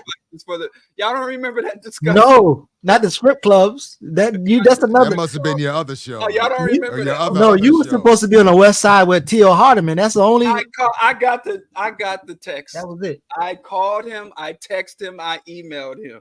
And then we're gonna be in Atlanta. We're gonna be in Atlanta for the Invest Fest. I already sent the email and the text message. So one of us 3 gonna probably get invited. Whether it's Erica, Jared, or the show, or all of us, we'll see how that work out. But even if we don't get invited, I think we should show up at Invest Fest this time. All right, well, let's talk about that later. Then we can go to the strip club after. We can go to strokers after the only for the people. If we don't watch, but y'all be forgetting, man. I can't. We can go to strokers for the people. We can go for the people. Promises to the people. All right. To quickly elevate the quality of this show's content and politics, we're going to turn now to Brother Rafiki Morris, longtime struggler, Black Alliance for Peace, All African People's Revolutionary Party, and much more. What's up, brother, man? Thank you for that. And I again apologize for being confused about scheduling and all of that. But welcome. How you guys doing? I really enjoy listening to y'all. Y'all are so funny. I don't get a chance to view that much media, so to see the critiques, it's really helpful to me. So hi, glad to be here. Good morning. No, welcome. Morning. So I know that initially you wanted to at least among what you wanted to talk about this morning was the specifics of African and Palestinian political relations. So I'm happy. Looking forward to that. How would you like to start, or would you like to start with even just this broad question of why is it important for Africans around the world to be concerned with what's happening in Palestine, when at times we do hear from even some well-platformed African leaders or spokespeople that maybe our interests should be, our attention should be elsewhere, that this is not our cause. So let's start there. Why is it important that we be paying attention and in solidarity? Well, I'm just in general, Jared, I'm available to any questions that you guys might have on almost any topic that has to do with the liberation of African people. So you don't have to confine yourself to this topic, but I do think that this topic is very important and would like to start there. Sure. So, before October 7th, we had been in communications with particularly the Palestinian youth movement, about the nature of the struggle that's going on in Palestine, and have been engaged in a kind of a discussion with them that has continued throughout this 6-month period since October 7th. And the main question, the one that keeps coming up from back last year to now, is this question of what is the relationship of African people to Palestine in general, and what is the relationship of African people around the world to Zionism in particular. And we thought it was necessary to kind of take a deep dive into this, because the issues are clouded with a whole bunch of religious history, misinformation, and confusion and chaos in our community, and particularly the attacks that we receive from the Zionist community, for those of us who have stated without any ambiguity that we stand with Palestine. So what we've done and is try to outline the real historical relationship between African people and Palestine as a place to start. And we noted that the Palestinian people, the people living in the area known as Palestine today, are Africa's only land neighbor. So the only place in Africa that you can reach walking is Palestine. And to leave Africa, you have to pass through Palestine. And that means that the migrations from Africa to populate the planet involved passage through Palestine. The point being that if we have known the Palestinians for a very, very long time, long before there was any such thing as a Jew, long before Abraham was born, long before even Egypt emerged, we knew the people who lived in Palestine. And we do not rely on the history that is given to us in the Bible and the Torah and even the Quran to define our relationship to Palestine. We think that these so-called Jews, which are really the Zionists, they're not necessarily Jews, should not be telling us the history of our relationship to Palestine. They should be asking us the history of our relationship to Palestine. Having said that, we also note that the Palestinian people have been under siege for thousands of years. This thing didn't start with October 7th. It didn't start in 1948.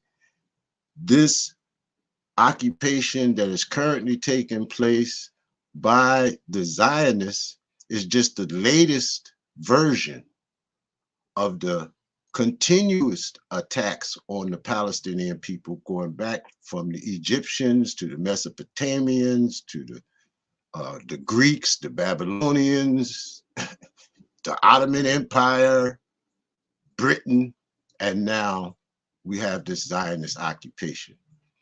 So as a foundation to start the conversation, we want to make sure that people understand we're not getting our understanding or our analysis or our historical background from the myths created by the Zionists to justify what they're doing. We know the Palestinians. We've always known the Palestinians. We know the people of the area. We've always known them. And they have always been our closest neighbors, and we've been witness to all that they have gone through. Which kind of brings us, is not really bringing us up to speed in terms of the modern context, but it does create the framework for the conversation that we like to have. we hear people saying, well, why don't you talk about the Congo? Or why don't you talk about what's happening in Sudan? Or why don't you talk about what's happening in the Alliance of Sahel states in West Africa? And we tell these people, y'all just ain't paying attention. You know, y'all just ain't paying attention. And I doubt that the people who raise these issues are talking about anything. They're not talking about the Congo. They're not talking about what's happening in the Sudan. They're not talking about nothing. They ain't organizing nothing. They are not involved in this struggle that we are engaged in to defeat imperialism. They're sitting on the sideline taking shots without any understanding of the nature of the struggles that are going on. Palestine, the struggle against Zionism is an African struggle because Zionism focuses its energies and its attention on, one, extracting resources from Africa to fund that illegal racist state called Israel, and two, interfering in the affairs of African people as we struggle to get ourselves together to attain some sovereignty and to fight against our enemies. Zionism is settler colonialism. And there's nobody on the planet Earth that knows settler colonialism better than us Africans. The settler colonialism was responsible for extracting us from Africa, was part and parcel of the process of scattering us all around the world, is the leading edge of imperialism. And these are the enemies of African people. So we fight Zionism first and foremost because we're fighting against our enemies. Secondly, because it is the right thing to do. And I want to make this point very clear. We do not fight injustice because it's coming to us at our door. We fight injustice because it's injustice. Genocide in Palestine is a moral question. It's an ethical question. It's a human question. And any human being on the face of the earth that sees what is currently happening in Palestine, who has a heart or has any kind of ethics or morality, has to stand up in the face of this genocidal act and stand on the side of the Palestinians. You stop genocide because it's genocide. You stop genocide because it's wicked, because it's evil, because it's murderous and destructive of human life, and not because, you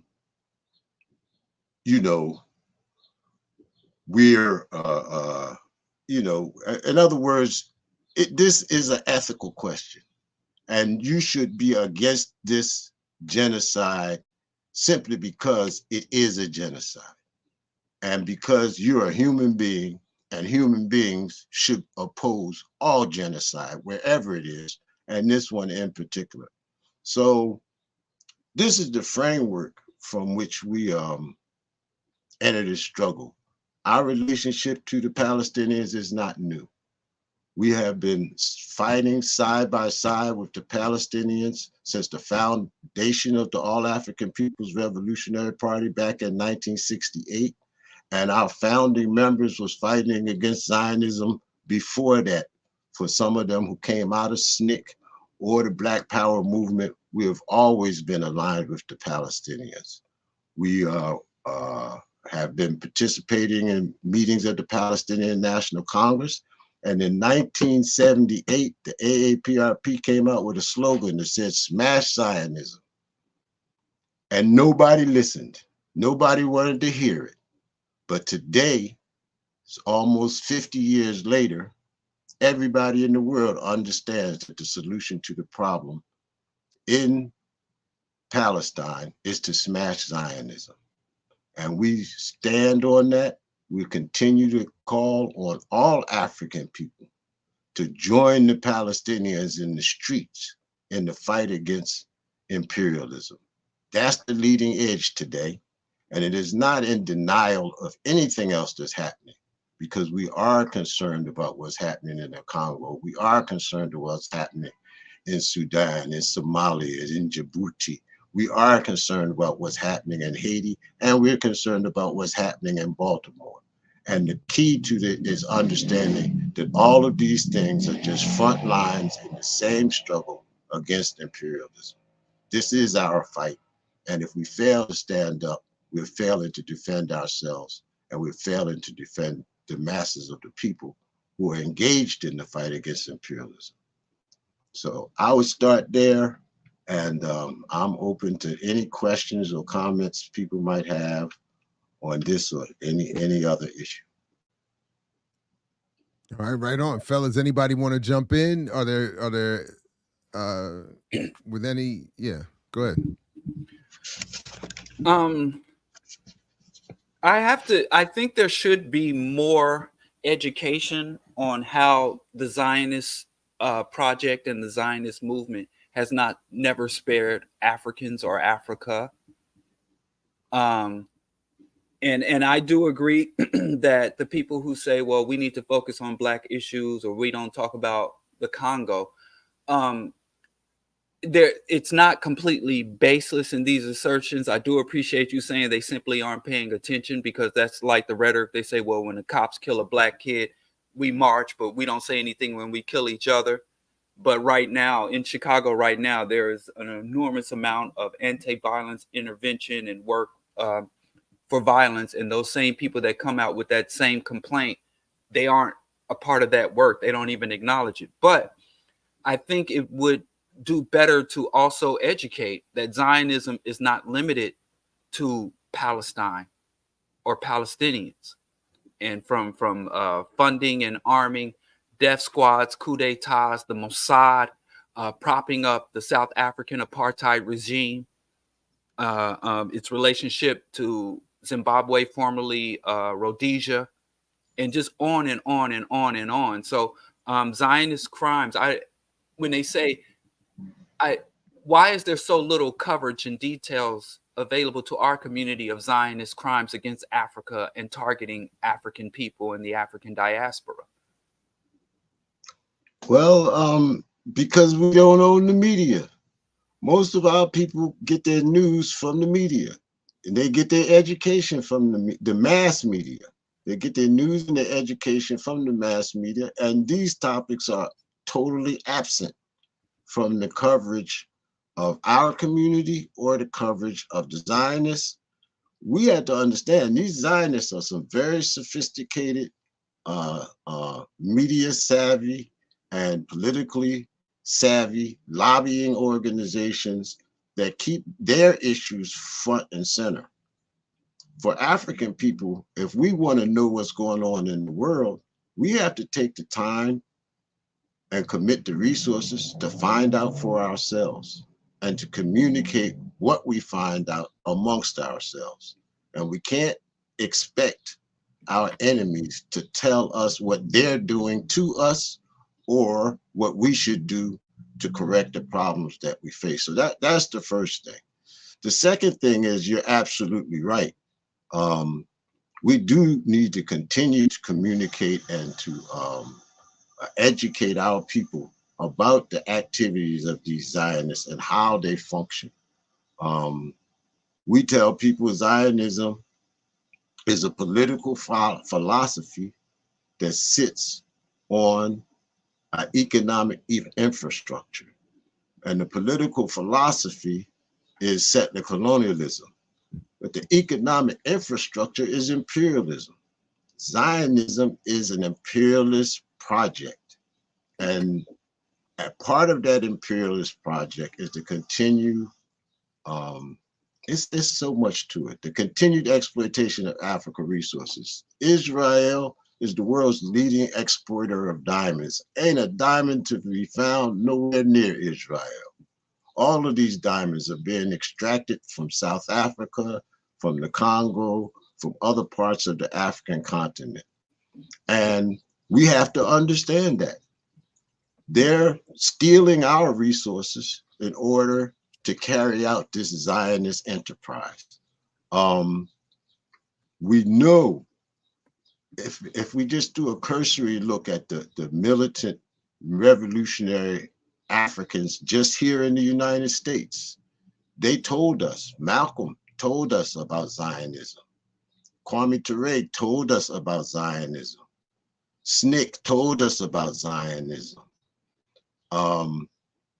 As I said, our party has been fighting against Zionism for the last 50 years and have done major propaganda efforts to spread that information all over the world. In 1978, for example, we produced close to 1 million brochures on Zionism and distributed them all over the United States and all over the world. But that's just a drop in the bucket when you're talking about 1 billion people. So the knowledge and the information that we're able to spread is limited by our own capacities. The final thing is, these Zionists have a real grip on the media. And you know, to say anything against Israel is a major crime on the airwaves of these major media. You can't say stop killing Palestinians without saying I condemn Hamas in this environment. And we think that it's important now for us to come together, to educate ourselves, and to engage. I mean, the best way we're going to find out what's happening to right now in the fight against Zionism is to thoroughly engage ourselves with the struggle that the Palestinians are waging. We should be in the streets with them. Part of the struggle that they're waging is in a movement called BDS. And that is the BDS movement is about sanctions, blockades, and divestment from Israel. For the most part, these sanctions and boycotts are not a very significant tool for African people in the United States. We don't really have control of the major institutions that need to be divested. Everybody knows we ain't got no money. But what we do have and what we can bring to the table is our bodies in the streets. We know the streets. We know how to rebel. We know how to stand up against the attempts by this militarized society we live in to keep us down and keep us in check. And we should bring that knowledge and bring our understanding to the Palestinian people, and with them continue this struggle, because like I said earlier, it is our struggle. Now I want to talk about something that I think that is also relevant to the struggle and the overall global infrastructure of imperialism, capitalism, genocide, and imperialism. And I think that this is a legitimate issues. These issues of the Arab oligarchs, not just in their betrayal of Palestine, but in their overall cooperation of the global systems and infrastructures and resources that are extracted to support. I'm not sure why the Arab oligarchs have basically been able to fly under the radar in this most latest intensification of an ongoing genocide that's been around for decades. I think we also, and it's legitimate that we talk about Arab colonization, Arabization, Arab racism, and Islamic imperialism.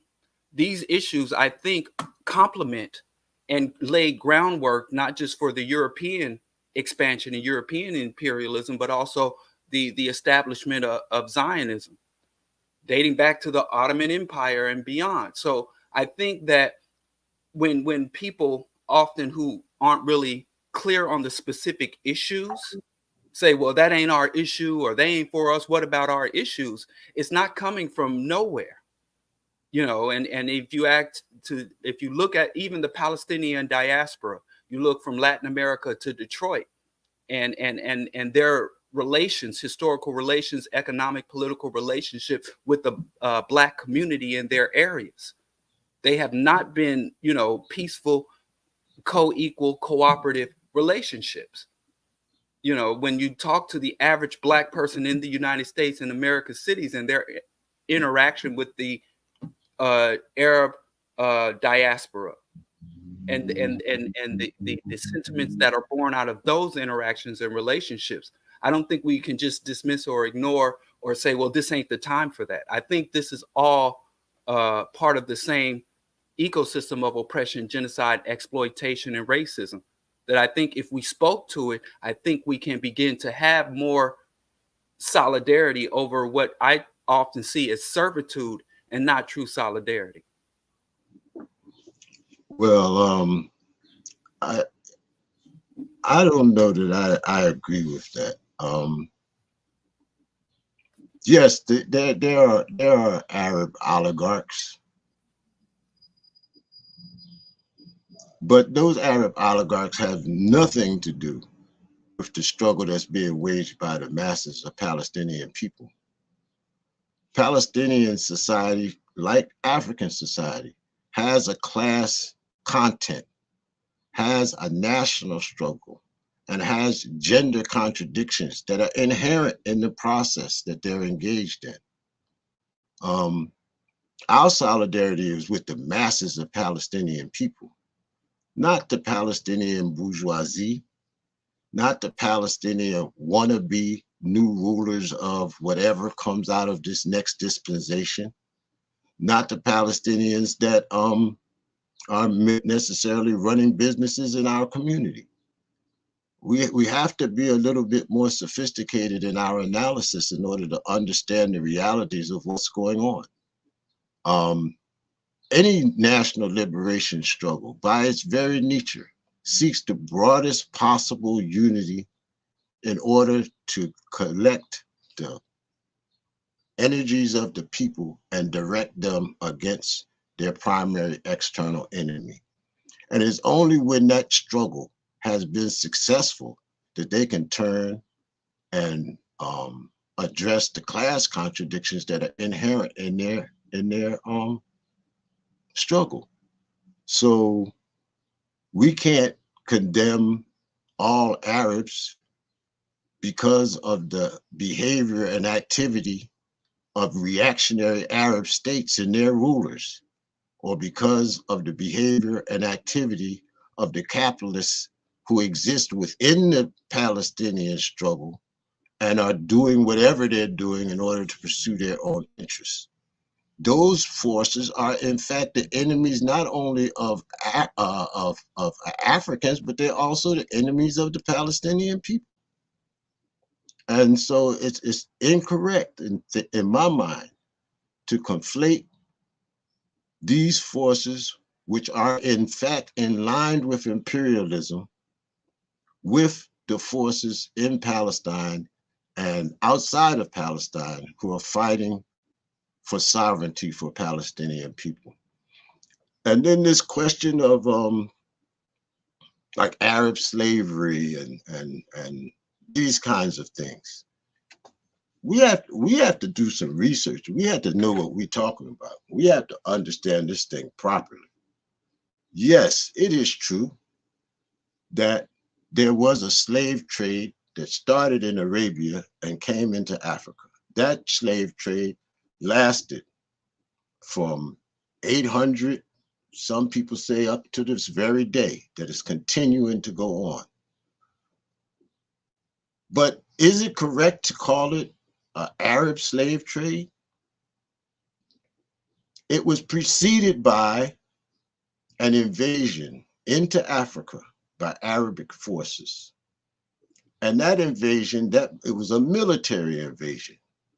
And that military invasion made its way across North Africa and down through East Africa. But armies don't carry women with them. And the further across North Africa that so-called Arab invasion, which was extracting slaves, got, the blacker it got. So by the time that the so-called Moors, which people call Arabs, went into Europe, we know they weren't white Arabs.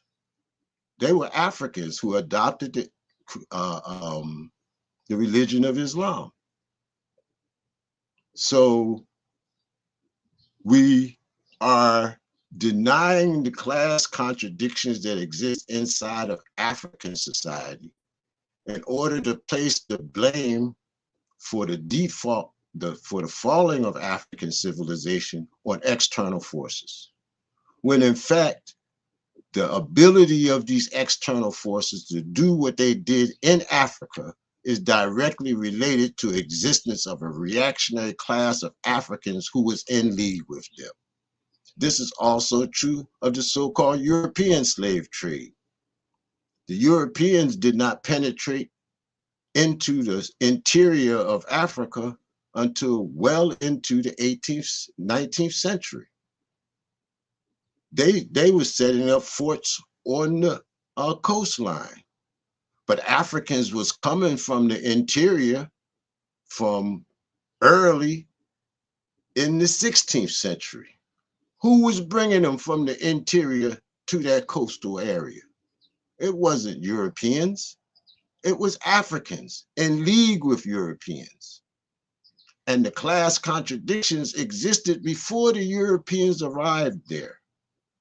And this is how they were able to do what they did.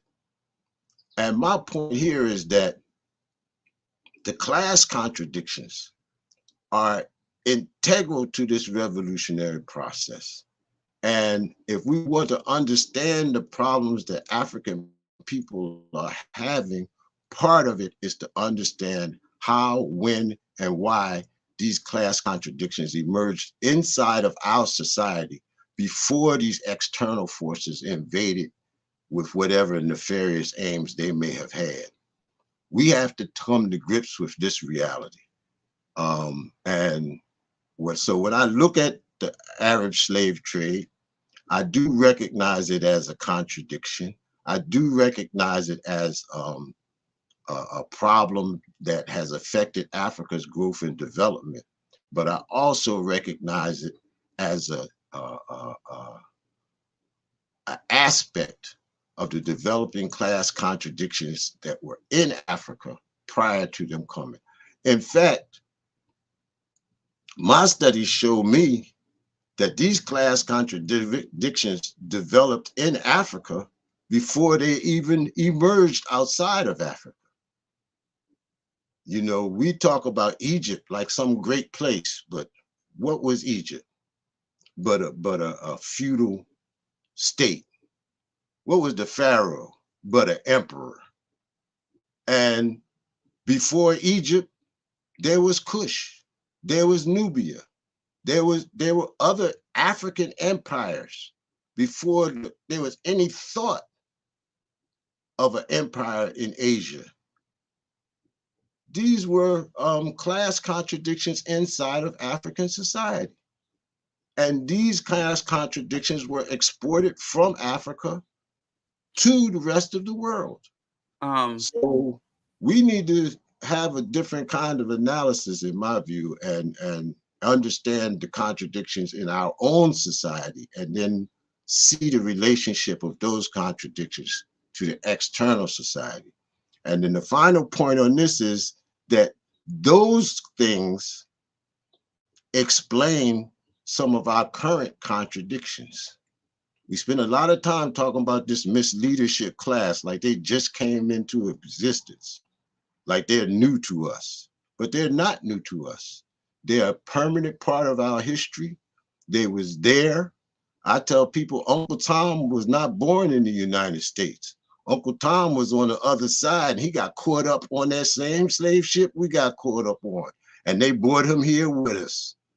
So I think we need to have a different kind of analysis that looks at the class, that looks at the gender contradictions, the patriarchal contradictions, and that looks at the national contradictions of African people if we want to have a a clear understanding of what is happening and what we should do. I think it's peculiar that I was attempting to talk about the Arab oligarchs' culpability in the Zionist movement, Arab colonization, Arab racism, Arabization, and Islamic imperialism, and we end up at Africans sold each other. I find that peculiar, and I think that's why a lot of Black people do reject or outright say it ain't our struggle, because you can't cry freedom with your foot on someone else's neck.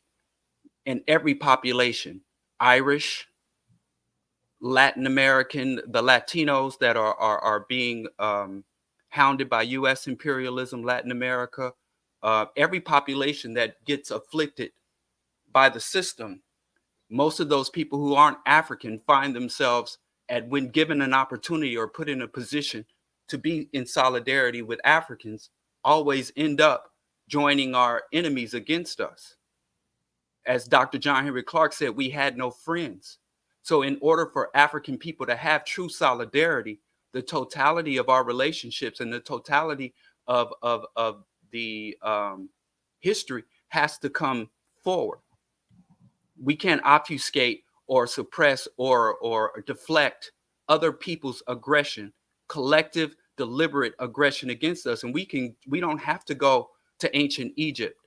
We can go to Detroit right now, and the Black community where they call Detroit the Arab capital of America, and how Black people are treated in relationship to the Arabs who come to economic and political influence. Abid, where Africans say they regularly are called slurs. So I think that Africans can only be true allies if we come to the table with all the reality and the full facts on the table, and this saying, well, we weren't perfect, because you're saying that we had internal conflicts, and if we had imperialist or class contradictions, if that justifies colonization and enslavement, why isn't Europe colonized and enslaved? Because they had the same thing, internal contradictions, and why isn't the rest of the Arab world in that same condition? I don't think the fact that Africans weren't perfect and didn't have perfect social and economic relationships is the reason or the justification for enslavement and imperialism. I don't know what one has to do with the other. The fact that Egypt wasn't a perfect or utopian society has to do with Arab imperialism and colonization. Well, I didn't say that the fact of African contradictions absolves anybody of anything. And I'm sorry, I do not blame the masses of Palestinian people for the actions of Arab oligarchs. Just like I do not blame the masses of African people for the activities of Macky Sall or Mobutu. The class nature of this thing has to be acknowledged and dealt with in a real way. Yes, there are African oligarchs, and I started my statement by denouncing them. Not only did I denounce the Arab oligarchs, but I denounced the entire bourgeois class that exists among the Arab people, which includes all of the sultans and kings and captains of business who are responsible for these things that you're talking about. So, no, we cannot blame all Arabs for the activities of their rulers, just like we cannot blame all Africans for the activities of our rulers. This is a class, and we have more in common with the masses of Palestinian people than we do with this African bourgeoisie and this African misleadership class that is currently largely in complicity with our enemies. So I'm a I'm a diehard student of Dr. Clark, but that don't mean I got to agree with everything he say. No, there were class contradictions, and there are class contradictions, and we make distinctions in our relationships with other human beings. We do not condemn whole populations for their reactionary leadership. We do not condemn all of the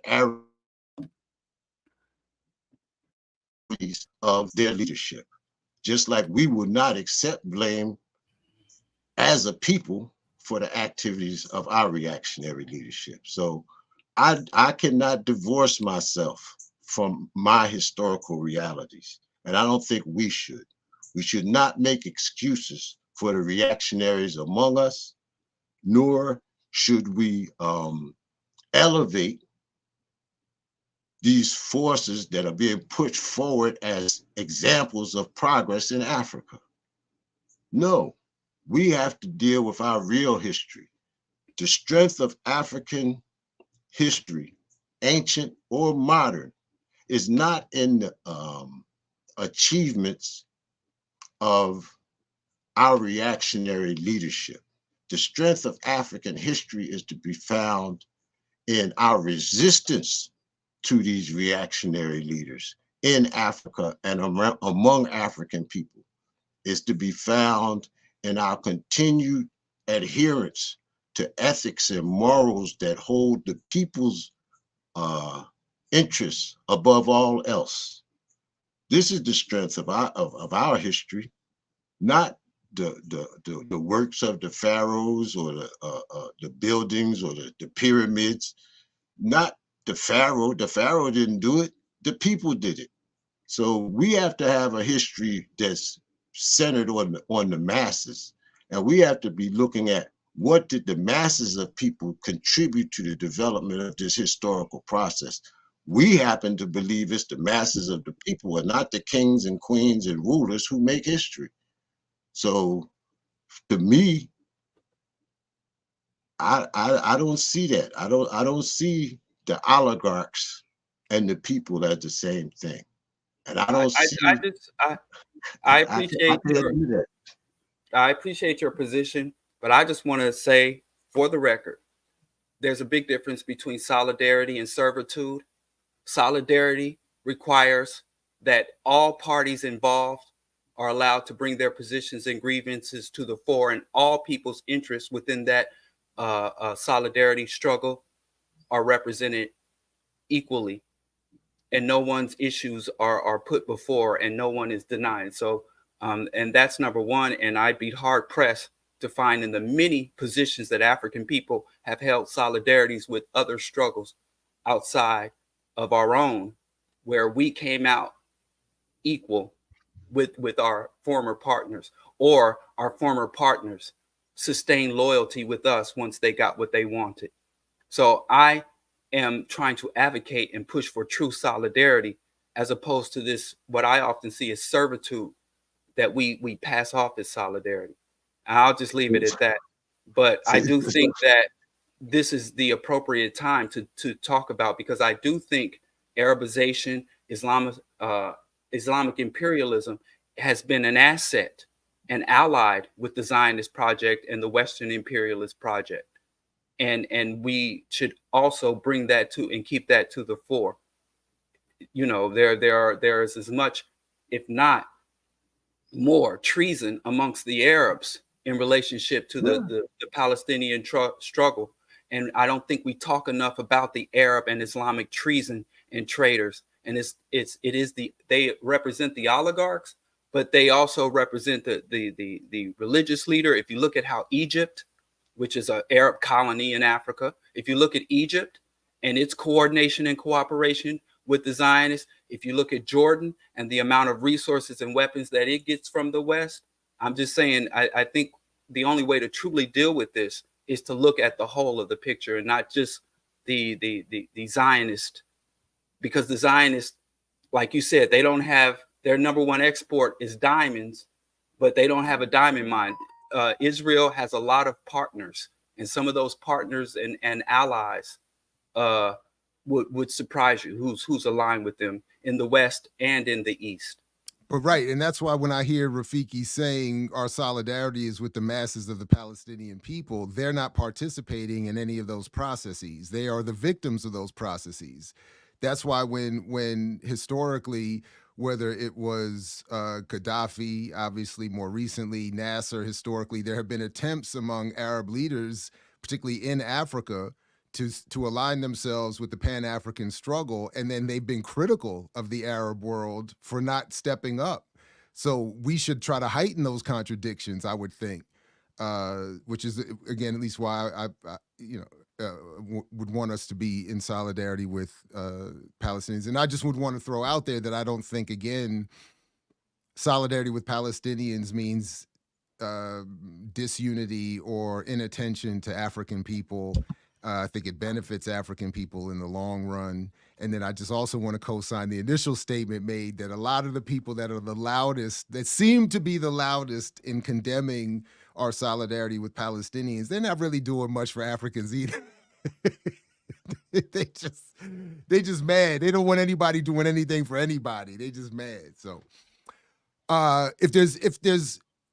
if folks are cool with moving on, Rafiki, we thought one story, since some of the criticism we get is our lack of coverage of African issues. We thought if you got time, you could hang out and participate in when we take another look at what's happening or not with this version of Pan-Africanism. So let me just play a little clip of this to get us sort of situated real quick, and then we'll move on. In 2020, rapper Akon made an announcement that he was building his own $6 billion future city in Africa that looks like the hybrid of Dubai and the fictional city of Wakanda. Akon City is where innovation meets luxury, with 5 distinct districts designed to redefine urban living. See the African Village District, where modern waterfront homes beckon, and a sprawling, all-inclusive resort awaits your indulgence. Experience exhilaration in the Entertainment District, boasting a cutting-edge multi-purpose stadium and a colossal casino for endless excitement. Witness the future unfolding in the Tech District, poised to become the Silicon Valley of Africa, where groundbreaking technologies shape tomorrow's world. And of course, the essential Health and Safety District, because public services such as police stations, fire departments, and a general hospital are key to residents' quality of life. The Education District will provide comprehensive learning opportunities for both children and adults, ensuring growth and development for all. And lastly, the glamorous Senewood District, which features 4 state-of-the-art filming studios, offices, and residential spaces, all culminating with the iconic Akon Tower piercing the skyline to glorify the genius who created this futuristic urban oasis. For the past 4 years, Akon and his team have been preparing this city to be ready for you to experience by 2024. And just 4 years later, this is what Akon City looks like today. So yeah, go ahead. No, so I mean, I think I watched most of that and then I started skipping through it, but there was a point where he actually started talking about how Akon had Chinese connections, and that's what got him to change some material conditions on the continent by giving people light. And then he used those same connections to do this project. And there was a 30 moment million people in Senegal have light now because of a relationship he built with China. Yeah. But for a moment, the white guy who was doing his film, he did a great job at representing both sides, because I was listening to it and it sounded like, Chinese debt trap type shit, right? And I was like, oh boy, here you go with this shit. But then he switched and he was like, our U.S. Real estate putting people in debt traps. And so like he did a great job of representing, but I really thought he was leaning towards some anti-Chinese shit. But that was interesting. And then I wanted to pull this up real quick because we know that everybody is celebrating the recent elect president for whatever reason they want to, right? I see a bunch of brothers celebrating him because he's in a polygamous relationship. He has 2 wives. People celebrating that. But Akon is obviously in solidarity, supposedly, with this new elect president, because a lot of his conversation is around alternatives to the economy. And so I think Akon, I don't know in terms of politics, I don't see a connection, but Akon and his Acoin, I think that's what it's called. He probably see green. He see this young president in this young ass country. I think they say like the average age is like 19 or something like that, with high unemployment. And so it will be interesting to see how this brother and this administration engage with Akon, because it's Akon is known to be a grifter, and it seems like there's an argument that this brother has more radical politics, because he's even broken away from the one party that was in control. I can't remember the name of the party, but both of them got arrested. Then he got released right before the elections. He got elected, and then the other president with the old party, even though they break parties, he still are in support of them. So it'll be interesting to see how Akon maneuvers in this new lane. Just a couple of things to add to that, because as you point out, and I think this is where that videographer got most of his information. Akon City, tumbleweed rolls through site of rapper's Wakanda-inspired dream. On the one hand, I do appreciate the comparisons to Wakanda and the fantasy that is equally Wakanda. But to what you were saying about Faye, I think Faye is, I think, how you pronounce the incoming president's name. The outgoing president supported Akon initially, and it was argued, just quoting a number, at least one of the people cited here, as a potential gold mine for the local community. Akon said in the past that the eponymous city would not only provide employment, but would also be a sanctuary for African Americans seeking to reconnect with their African roots. And the first thing I thought of is when I had that moment of being in the room with Mugabe when he was asked the same question about Zimbabwe. And he was like, some of you. He was like, some of you. he was like, not everybody, some of you. But then in 2021, Devin Stevens, music exec. Oh, this is talking about a lawsuit that he had with talking about this. Your point about Akon and being seen as a scammer. Stevens had a $4 million lawsuit against the singer, claiming that he owed him money from 2018. But in looking at Akon's city, Stevens' lawyer, Jeffrey Moffitt, alleged that the affidavit that Akon City and Acoin exhibited, in terms of Acoin, that is, many of the trademark characteristics of fraudulent business ventures, such as the Ponzi schemes and pyramid schemes, Akon City was likely a scam. So both the city and the coin, by the way, is worth nothing at this point, and you can't even buy or sell it on any crypto trading platforms. And then this is where a little bit was in the video that we watched, we just saw the clip of, but the Society for the Development and Promotion of Coasts and Tourist Zones, SAPCO, had made an arrangement with Akon to support the project, meaning that he had state support for the project that was once zealous, as it says here.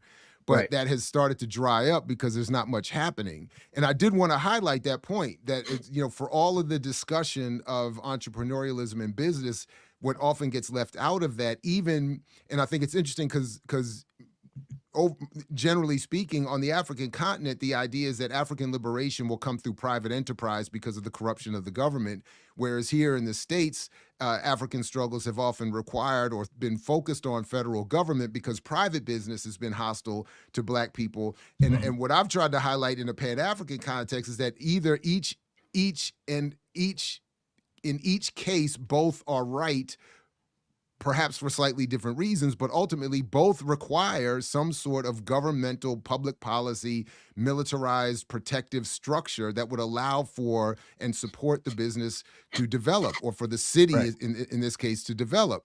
So this idea that you could just entrepreneurial your way without some sort of support from the state, and then to your point, Geechee, whether it's China or some other private investment, you're still going to need to have deals and arrangements with others as well, and Right. they have to see some value in what it is that you're doing. So, right. So before Rafiki and Diallo chime in, so I don't know if y'all saw on that Instagram post, but in the post, Akon was like, you know, we're glad that he got elected and he didn't follow the coup pattern.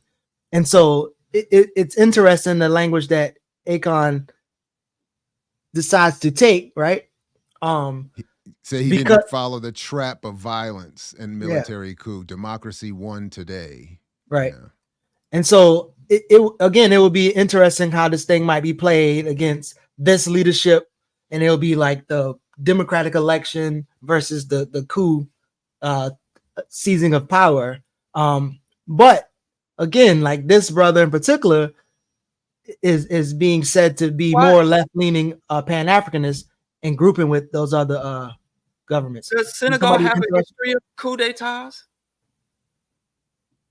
Why would he even say that? Because Senegal, in the context of the continent, is how I took it, though. You know, because yeah. But I also want to correct. I agree with everything Jared said, but he's wrong. I went to crypto.com, and a coin is not worthless. Oh, you can get $3. The 0.003. 0.003. I don't know. You are allowed to trade in it, though. With decibels, but I just wanted. You were right. I just wanted to, throw some hateration on. So I had to find something wrong with what you said. You said it was worthless. No, you can get it for $0.003. Okay. Appreciate that. Yeah, that's caught funny. you.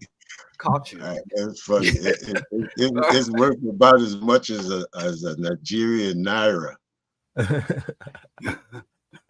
So, now that's actually deep, though. What you're saying there. So the state currency is as bad as the crypto. Crypto.com and you can corner the market in Acoin with $14. But I just want to clarify, because in that video it did say, and so I'm happy to be that you can't even trade in it, and they showed that it said that on Coinbase you can't trade it, but apparently you can now trade in the point even at that low value, but you can in fact trade in it at least. Yeah, you can purchase it. I don't have an account here, so I was about to get corner of the market, but I'll wait till we're done here. Go open my crypto.com account. A million A coins is probably equal to $37.42. So I wanted to comment before we get to Akon on the situation in Senegal. And I think we should be careful. I always have an issue when entertainers and athletes become the political spokespersons for our movements, because their only claim to relevancy is that they have some wealth or some fame or something like that, but they don't necessarily know anything about what's actually going on. The brother Faye was in jail with his comrade brother Usman, who stayed in jail throughout the elections. He was released to engage in the campaign, I think around 2 weeks before the actual election took place. And his campaign strategy was basically, I am Usman, in the sense that I represent the same things that the people that they're against and keeping in jail, who was denied access to run because of some false charges of corruption. And we've had contact with them, and we do know this brother. And he does have a history of working with Pan-Africanist forces in Senegal, which is not an easy thing to do. They were a part of the ongoing demonstrations that had a mass character in Senegal when Macky Sall, who is a world-class reactionary, was suppressing people's right to resist and locking up his opposition. So I won't come out and say that this brother Faye is a dyed-in-the-wool revolutionary Pan-Africanist, but I will come out to say that up to this point, the steps that he has actually taken have been in the direction of progress. And we're willing to give him the benefit of the doubt until such time that he proves otherwise. But that benefit of the doubt does not give him no wide berth. You know, we had to see it before we believe it. Cautious optimism. Cautious, right? Cautious optimism. That is correct. And my personal hope is, as soon as he gets a chance, that he connects himself to the Alliance of Sahel States and strengthen that unity. It really hasn't reached beyond the military cooperation yet, but it is also moving in the right direction.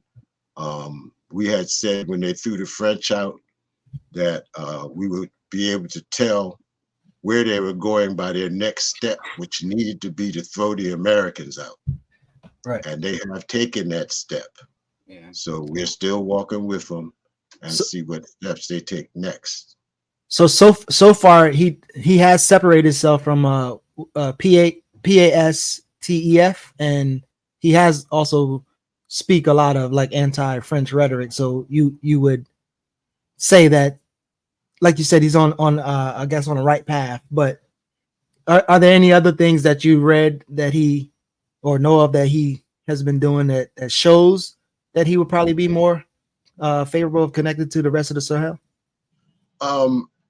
Well, there's an organization in West Africa called the West African Peoples Organization. It's comprised of Pan-Africanist organizations that exist in the various countries in West Africa: Senegal, Mali, Ghana, Guinea, Guinea-Bissau, Burkina Faso, like that. And his organization is a part of the West African Peoples Organization. So we know him from that work. And the West African Peoples Organization is a relatively new formation. I think it's like 2 years old. They've had some difficulty getting their actual program going. But, you have to realize these are not state agencies. These are organizations on the ground of the mass of the people. They're not government, but they're not NGOs. They're political formations, and they're working on a bottom-up grassroots process. So the expectations that we have for politicians is to win an election, whereas the expectation of the West African Peoples Organization is to organize the people. And these are two different processes with two different short, medium, and long-term outcomes. It is good when we can seize power. And this is what brings me to Akon. Because there is a sector of the so-called Pan-Africanist movement who think that we can build a just society without a serious defeating of imperialism and seizure of the means of production. All of this talk about what we're going to do for Africa, as if Uncle Sam just going to say, oh yeah, that's a good idea. Go right ahead. That ain't happening like that. We think that in the end, we're going to have to fight to get our land back. And we think it's naive to believe that we're going to get our land back with anything less than a serious fight. Not only do we have to fight as a unified force. We have to bring all these so-called Pan-Africanist revolutionary forces together so that we can establish some kind of political and military coordination, and then identify our internal and external enemies and wage the struggle against them. That's the process that we see. Now, we have been kind of enlightened and supportive of some efforts to engage in this struggle to seize power without engaging in armed struggle. So we see this happening in Guinea-Bissau. We see this potentially being the case in Senegal.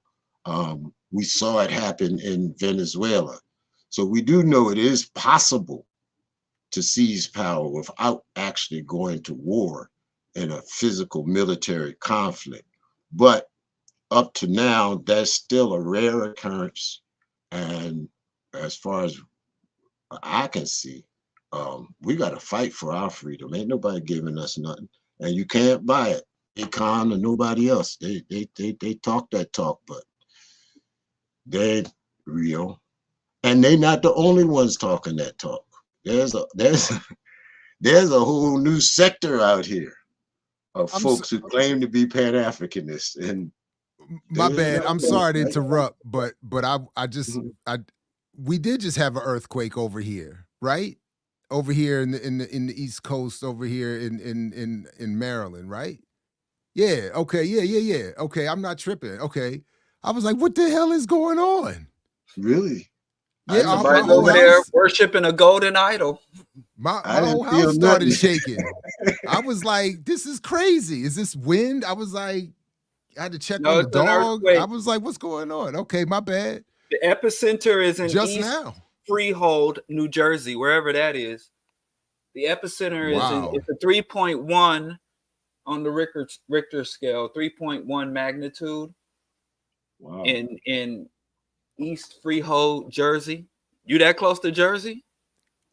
Not necessarily, but I mean, I don't even know if you could tell the camera was, but like so I got like my lens cleaner on here, and I could just that was what showed me at first. I was like, why is this shaking like that?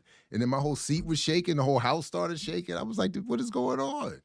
Golden calf. Somebody got a golden calf somewhere around there. Anthony D felt. So yeah, that's wild. So sorry about that. Okay. No, but stone him. Find that whatever is a heretic in New Jersey. Find him and stone him. Is that stochastic terrorism there? Huh? You trying to get somebody stoned? Y'all, it's a lot of spiritual and religious people in our. Oh my God! Chat. So speaking of traitors or whatever, this what is this? Soliman, is one of the leaders from the organization. Was it Sapo? Sapco is who took the land from the villagers to even make space for Akon to do what he got to do. So the villagers are still struggling to get that land that Akon supposedly was building his Akon City on. But you know, as Baba Rafiki shared, there's always gonna be them brothers that look like us, as good as they sound, as Pan-African as they want to be. But at the very least, Akon has never lied about seeking profit. I mean, he's been interviewed by Forbes magazine and these other Western entities where he's always said that, you know, this is a capitalist, profit-driven enterprise. Yeah. At least he didn't lie about that. Is as much as he has rhetoric about serving the people and being for, by, and of the people. At least anybody who supports this vein or this strategy of development can't say that they were tricked, because his capitalist allegiances and his desire and to accumulate fiat and profit, at least he doesn't cover that up. I think that's the angle.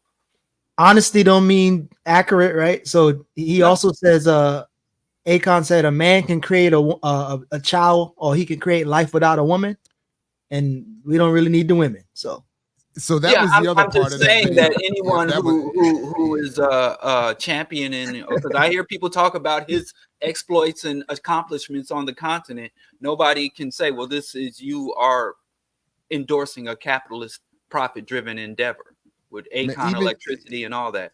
And hearing him talk about women, though, even my patriarchy had to clutch its pearls. Boy, I was like, Hey, damn, he was. This dude said he's going to shoot one in a tube and create a baby just out of the air. He was like, we don't need women. I don't need to be around to raise my kids. Maybe Hey. if the boy gets old enough, I'll chime in at the end to prepare him for manhood. But that's the woman's job. I got to be. How can I be a king if I'm at home going to dance recitals? That's what he sounds. Muslim sounds like a He proper.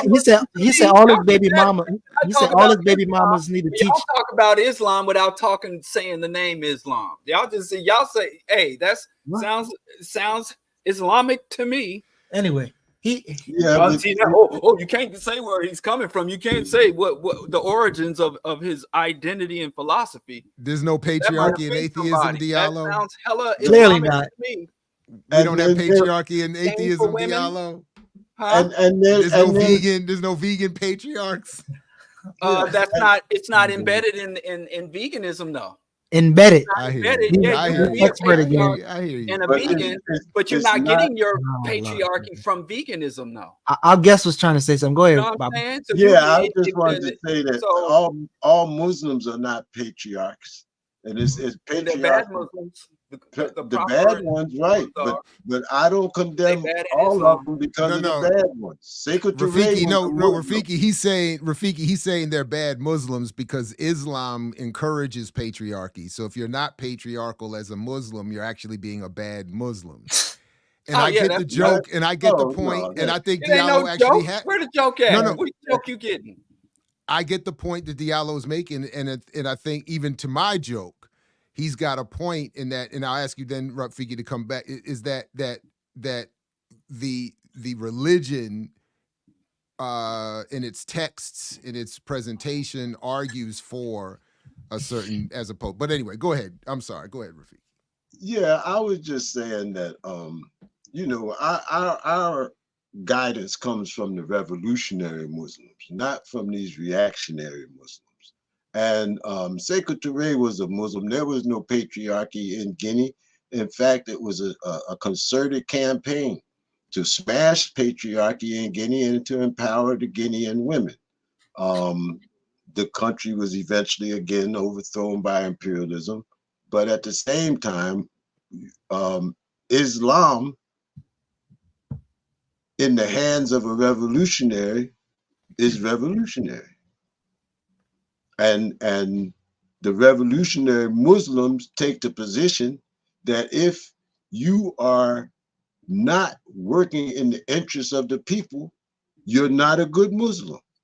So, I mean, I understand the patriarchy that exists inside of Islam and the patriarchy that exists inside of Africa. But again, I'm not in no hurry to place the blame for patriarchy among us at the feet of others. We need to look at ourselves and our own history and understand how this thing came to be. Because it's not an import. It is not. I mean, I just think it's always interesting. Like, again, as subjective as good and bad is, who determines what's a good or a bad Muslim or a person who practices Islam, other than people who actually Allah. practice it? I suppose it's Allah. Well, it sounds like you. Allah got white glasses on. Would it not be Allah? I mean, are you Allah? You asked the question. I'm answering. Yeah, I'm saying, but are you Allah? Because you're saying good or bad. They're good or bad if they do this and that. So are you Allah? Yeah, arm, leg, arm, head. I am. So. That's what it sounds like to me. Arm, anyway, leg, arm, head. So I suppose if you ask Lord Jamal, he would but by the way, I do see this as a contradiction. I admit that I see this as this is for me the fundamental contradiction that my relative study of these religions, reading the texts to some extent and following whatever.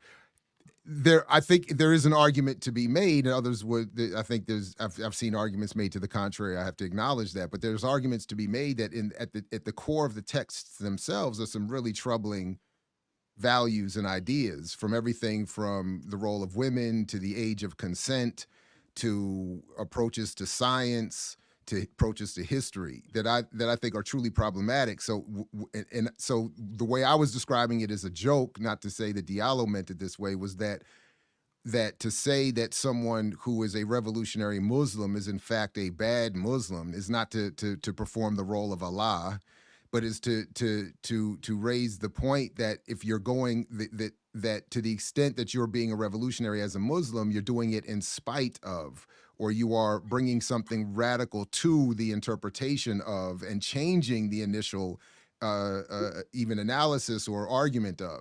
So that's what I mean by when I say I see it as a contradiction, that it wasn't Christianity that made Nat Turner a revolutionary. It was his revolutionary approach to Christianity. Christianity is real. Nat Turner and Harriet Tubman are burning in hell as we speak. So, but I guess that's the point. So when you said good or bad, according to, is the next part you should say, according to my understanding. Say according to. I mean, of course, you. I'm not talking about you. I'm talking about a rational person. I'm not talking about you. I'm talking about you. But good or bad is determined by their relationship to the masses of the people, and determined by whose interests their activity serves. If their interest, and they're a Muslim, serves the, if their activity serves the interests of the masses of the people in the environment that they're in, then it can be considered good, irregardless of their religion. These things you're saying about Islam are equally true about the Torah, equally true about the Bible, equally true. The reactionary nature of these religions is also an inherent aspect of how they're put forward, but there is also a revolutionary aspect to those religions, and this is what we come to highlight.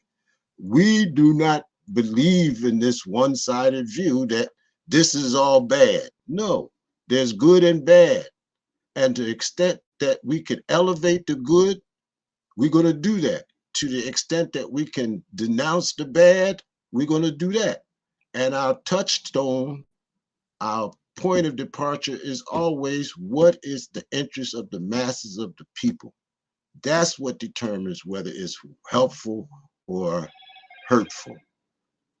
Not because you're a Muslim, you're this, or because you're that.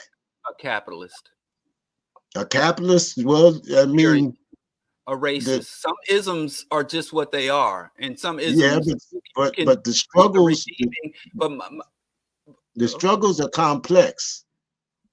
There's a place for a nationalist bourgeoisie in the struggle to attain national liberation. It's a limited place, but there is a place. And we don't have to give up our socialism to identify bourgeois elements who have an interest in defeating our external enemy. And if they're going to help us defeat our external enemy, we take them on board, and then as soon as the external enemy is gone, we'll turn to them and deal with them as an internal enemy. But you can't have a blanket perspective when people are fighting for their lives and their lands. They have to use whatever resources are available to them to advance that cause. And if there are bourgeois elements in that society who will assist them in that struggle up to a point, then you incorporate them into that struggle. And when the point is reached to confront them, you do that when it's necessary. All right. No, right on. So in as we start to steer towards a close here, there was one other issue we wanted to bring up, and we're happy to have Rafiki here to get into this with us. And then if you got time, yeah. And then I did actually, I saw you put a clip of my man Skip in there. I don't know if we can add that in there too. I wouldn't mind taking a quick look at that before we left either. Somebody there's a clip of Skip Gates in our Oh yeah, somebody sent that. Yeah, okay. I wouldn't mind getting to that too. I thought you was talking about Skip Coon. So did I. Oh no. I apologize. My apologies. My apologies. No. Hey, Diallo, can he get the worst name? Oh man, that kind of No. Diallo, can he get the worst name dropper now? Can he get that title now? That His was, name but that drop was is an huge. accident. Oh man, that was terrible. Now I gotta get. All right, my bad. All right, saying, where bro. where do you want to start? You want to start with the rundown of what M4BL is calling for? Yeah, so Movement for Black Lives is saying they're gonna remake the economy, right? And they have a platform up where they have several speakers coming on to answer what appears to be some important questions or speak to important questions. So they ask them about what are their vision for economic policy going forward for Black people. They're trying to get to the Black radical roots of today's economic justice vision. They're going to tell us how philanthropic efforts contribute to reparations. So not just the state, the local, and the national, but the philanthropic people need to do reparations as well. They get into the war on drugs and how it still impact us, incarceration of Black people.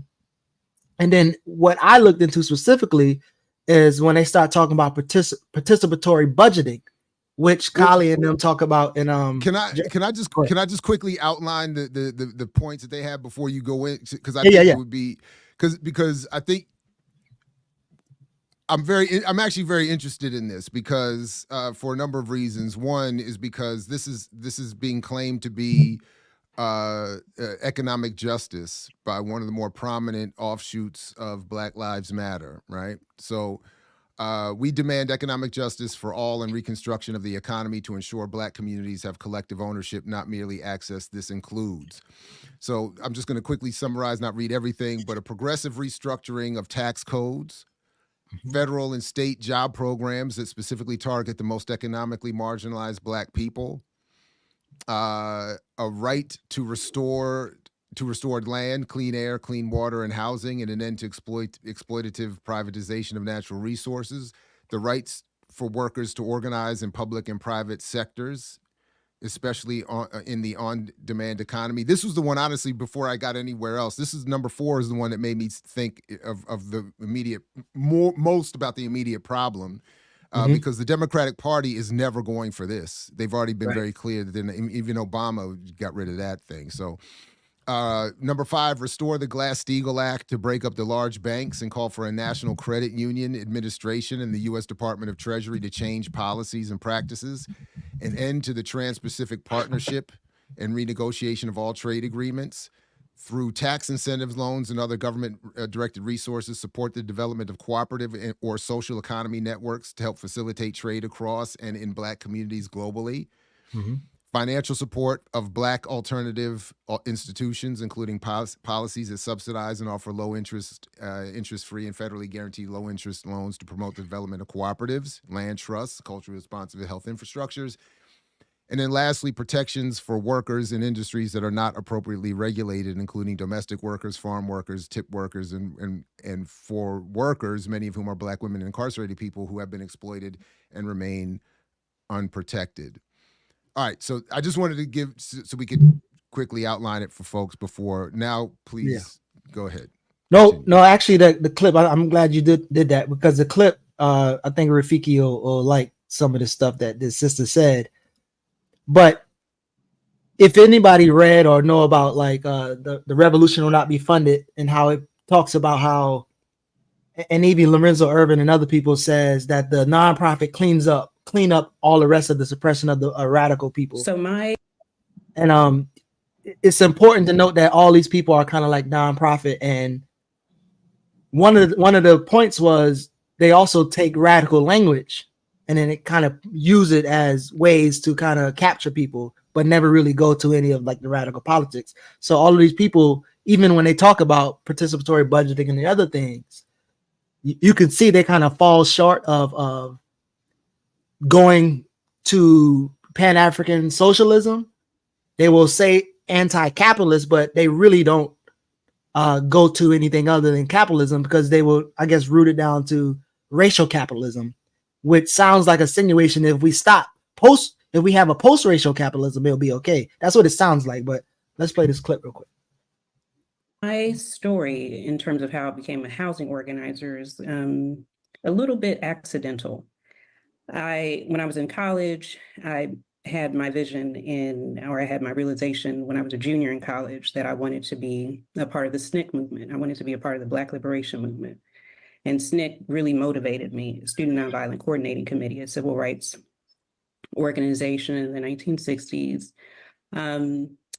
And I wanted to be a part of that after I graduated. But when I graduated from college, there wasn't a Black liberation movement that was active at the time. There were just nonprofits. So I decided to be part of a movement nonprofit that I thought most aligned and continued the legacy of SNCC, which was One DC. And I started to volunteer with them. And then eventually they came back and they said, "Hey, you want a job?" And I said, "Of course, I want my wage work to be in movement work." And so they told me that affordable housing organizer was what they had. And that's when I dove in deep. And that was around 2000. You said to stop it there? Yeah. So apparently, like she said, she was leaving college and she wanted to continue the condition of SNCC and be radical. And y'all, none of the orgs was around. Everything was gone. And the only thing to join was nonprofit. But go ahead, any thoughts or response to that, especially starting with Rafiki? I find that hilarious, actually. She wanted to be a part of SNCC. SNCC died in 1972. I don't even think that young lady was born in 1972. I could be wrong, but and clearly, we have this situation where people think if they don't know something is happening, that it don't exist, right? So you don't know nothing about the movement. You don't know what the movement is doing. You don't know the struggles that have been engaged since SNCC through the time when you came onto the scene. And so you start off by saying, ain't nothing happening, right? And this is a particular problem we have with our young people. They think the revolution started the day they woke up. They don't take the time to realize the hundreds of years of struggle and the thousands of lessons that have been learned in these struggles, and that so that they can come into this process and pick up where their ancestors left off and carry it forward. No, it started with me. And the first aspect of that is all of y'all who was here before I got here don't know what you're doing. Don't know what's going on. So I find these kind of statements really funny. I also find them a little disheartening in that people have no respect for the lives lost, for the struggle waged, for the processes that our people have gone through to get us to this point where you can now come and say, well, I'm going to serve my people in this NGO. I'm not aware of any of these NGOs that are serving the people. Best thing NGO can do for us is give maybe one of our organizers a salary so they can keep doing their political work. But is it? But I do. It's not that I disagree with you, but I this is again where I find myself at times in opposition or disagreement with Diallo. Like I do feel not to justify or excuse, but I do think that what is the likelihood that if you don't have an interruptive moment growing up or going to school, that you would be encouraged to know about the work that any one of us would be involved in on this screen? That, in other words, when you, especially today, I think it's harder today to be introduced to radical organization than it would have been even 30, 40 years ago.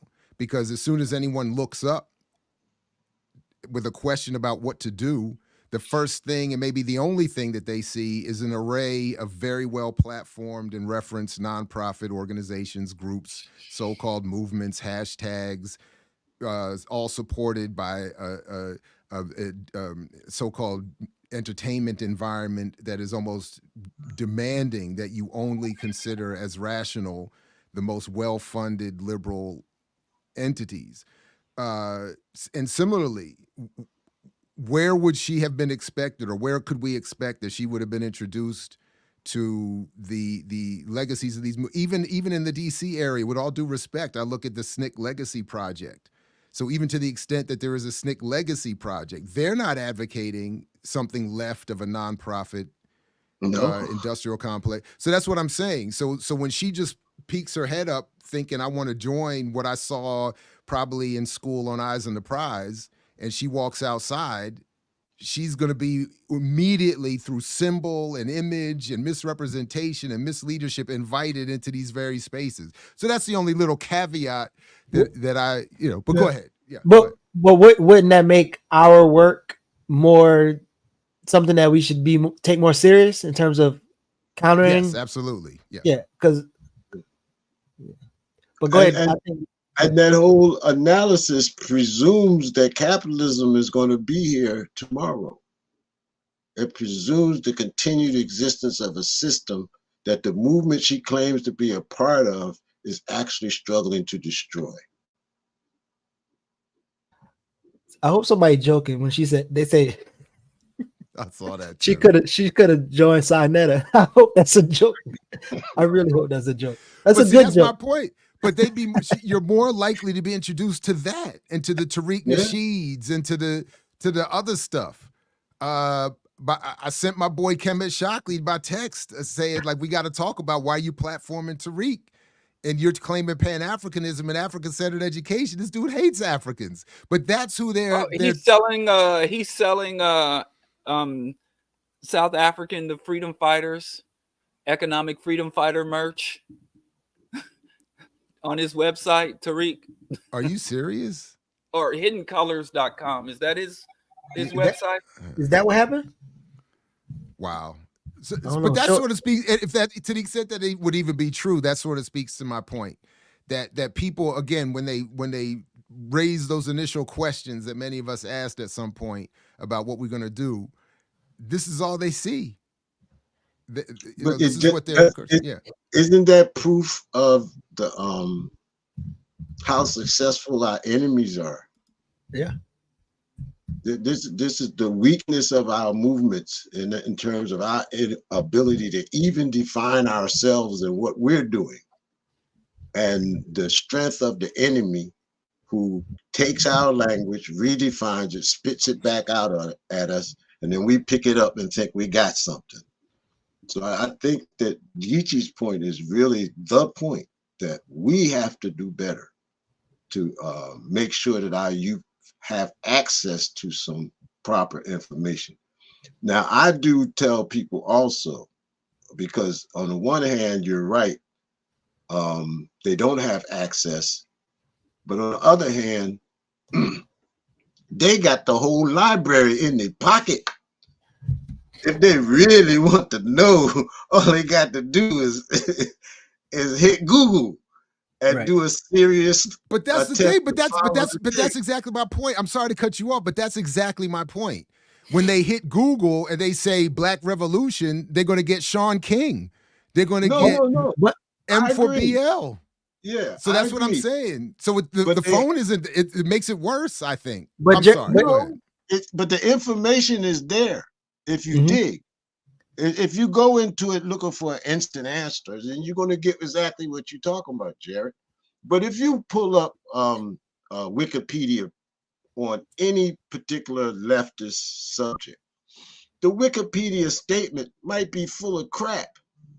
But at the bottom of that Wikipedia statement are all those resources that they tapped into. And you can use that to trace it back to some what they call it, original source material, and find out what you really want to know.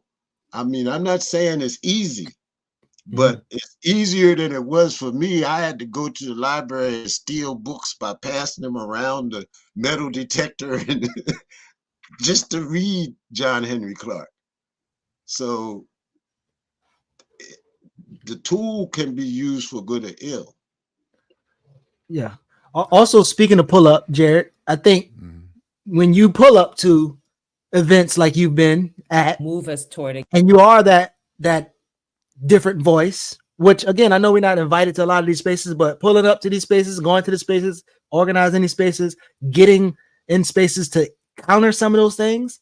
And I think Rafiki them going to Baba Imhotep's event.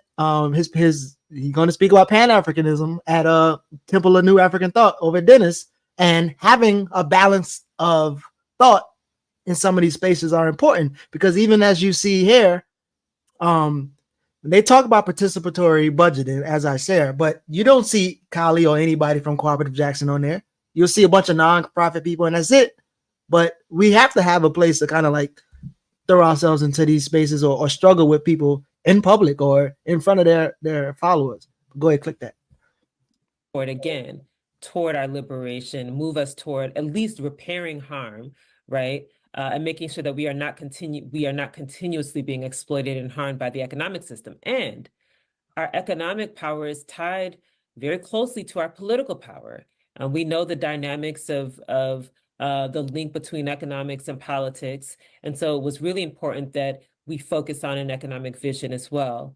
The other thing I wanted to draw attention to is the Black radical roots of our economic policy vision and economic justice writ large. So in the opening piece for the series, I mentioned that the Black Panther Party in 1966 released their 10-point plan.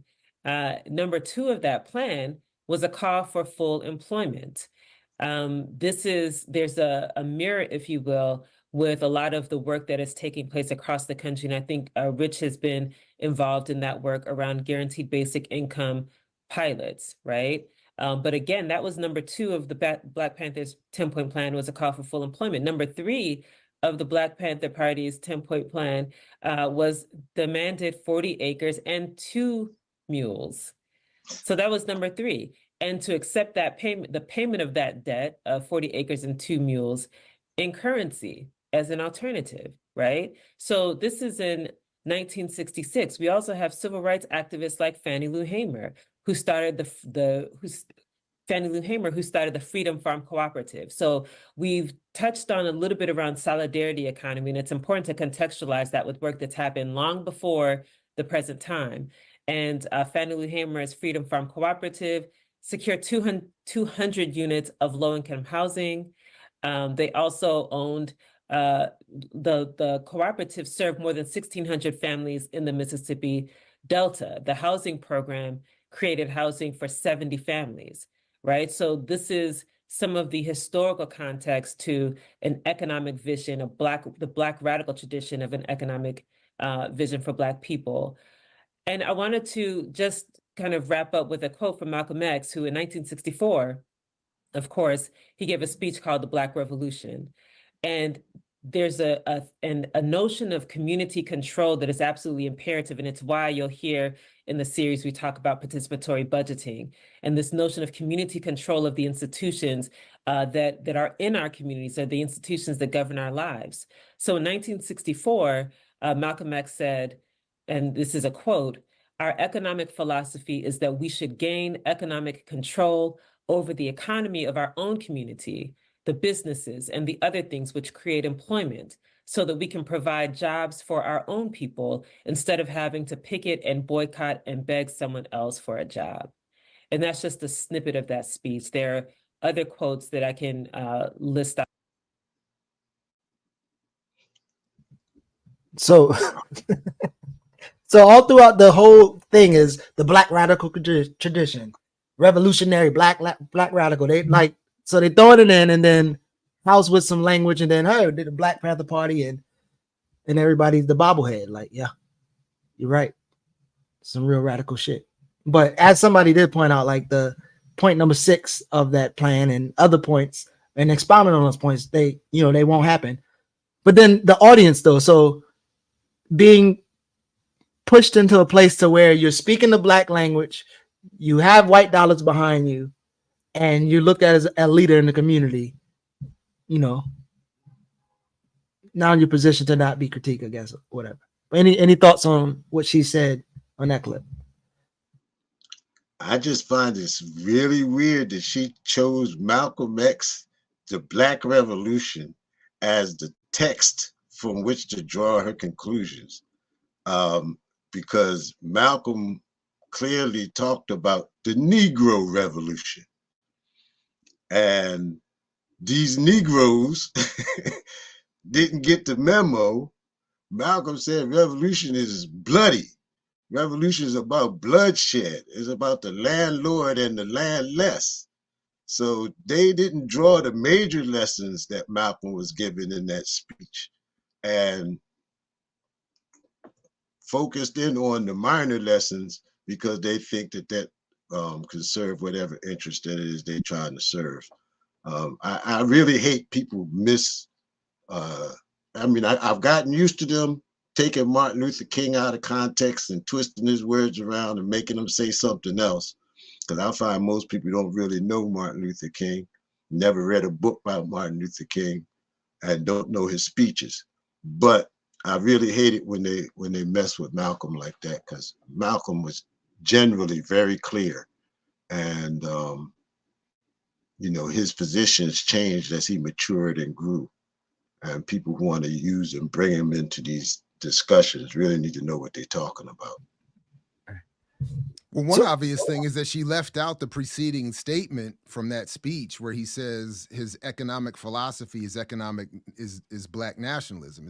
That's right. So that's exactly. So she left out the context in which he was talking about this, and then talking about it as Rafiki was saying, that he was distinguishing between the Black and Negro Revolution and trying to distinguish between the limitations imposed by conservative and white liberal thinking on Black radical politics, and pointing towards, as he says in the speech, a Black revolution. So, I just wanted to throw that in there real quick. Go ahead, Diallo. Yeah.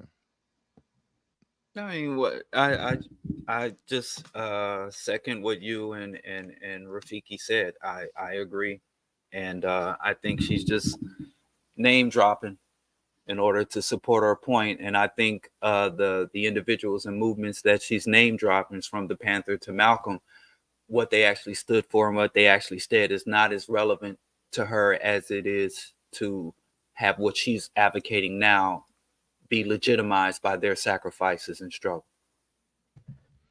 So I did just find that. So because I pulled up the speech real quick, and it's in 1964 he said will be America's hottest year, her hottest year yet, a year of much racial violence and much racial bloodshed, but it won't be blood that's going to flow on only one side. He was a couple of years off. It was accurate. He missed it by a year, But again, just in terms of the context in which he was talking, she just obliterates. He was only a year or two off, but he got it. It happened. He was accurate, but just within the margin of error. So I know people can come in and comment and just be random, but maybe this sentiment of like feeling like we shouldn't have to speak to them, we shouldn't have to counter them, we shouldn't have to be in those spaces. Like what it's stupid, right? And we know it's stupid, but outside of our silos that we either really organize in or be on the internet on, like, what are your thoughts about Rafiki addressing, challenging, and countering the stupidity? I think that, I think that that part of it is on us as a movement. We have to find ways to politically educate the masses of our people. And we have to find ways to distribute information to our people in their millions and billions. And we haven't done that. We haven't been successful in that. And we have to figure that part out. I do think, like you say, being present is one aspect of it. I know that me just being in some of them rooms changes the conversation. Just the fact that I'm sitting there changes the conversation. And I think that when these leftist forces make themselves known and present, it does impact and change the conversation. But it does not fulfill the responsibility that we have to find ways and means to politically educate and organize the masses of our people. And this is a problem that we have in our movement that we have to overcome. The success of the Black Panther Party was largely a result of the fact that they got publicity on ABC, NBC, and CBS. The reason the world knew about Black Power was ABC, NBC, and CBS. SNCC was never more than 2,000 people at its height. The Black Panther Party was never more than 2,000 people at their height. They had this media coverage which allowed the ideas that they were propagating to be spread, and that is what gave them the popularity that these people are now quoting. We have to figure that part out. How do we spread this information to the masses of our people? And we haven't done it yet. It's just that simple. We haven't been able to get around the mass media's influence on the minds of our people. Right. And Jared and Diallo, I wonder in this last question, in terms of somebody asks, do they even mention capitalism? And I find that the nonprofits and these organizations, they don't have a problem with saying that they're against capitalism, but they specifically only say racial capitalism. And they very few, if often, ever say anything about socialism, communism, or whatever.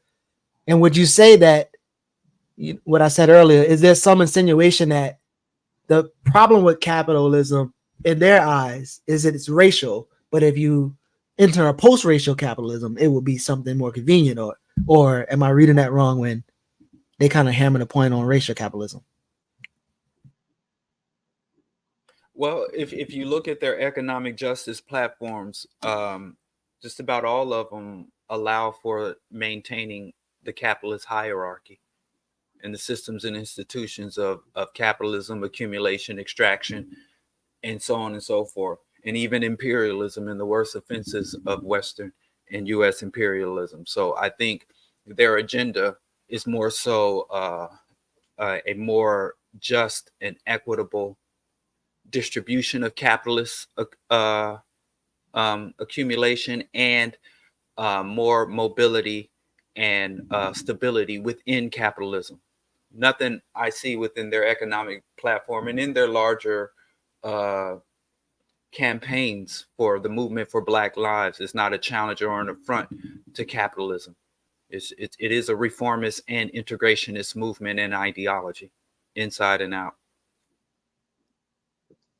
Yeah, I'm forgetting where I'm getting this, but to paraphrase what I'm forgetting, the source I'm forgetting at least, is that capitalism doesn't mind your condemnation. It has no problem with your critique. It has a problem with what you do organizationally as a response. So and the point, as I'm remembering it, and at least as I want to borrow, for here, is that even when we see things that are talking about, they might even say they're anti-capitalist, or they are, that they're critical of a racial capitalist or some other form of, or crony capitalist, advanced capitalists, corporate capital, whatever. To the extent that we're not advocating socialism, scientific socialism, communism, African communalism, whatever other versions people want to put on it, we're not, to the extent we're not organizing for that, moving towards that, we're ultimately not creating the harm. So yeah, they're like the good Muslims. Right. See, there's good in every group, right? Yeah, true. But yeah, so I do think, I right. That's a great question, Geechee. Right on.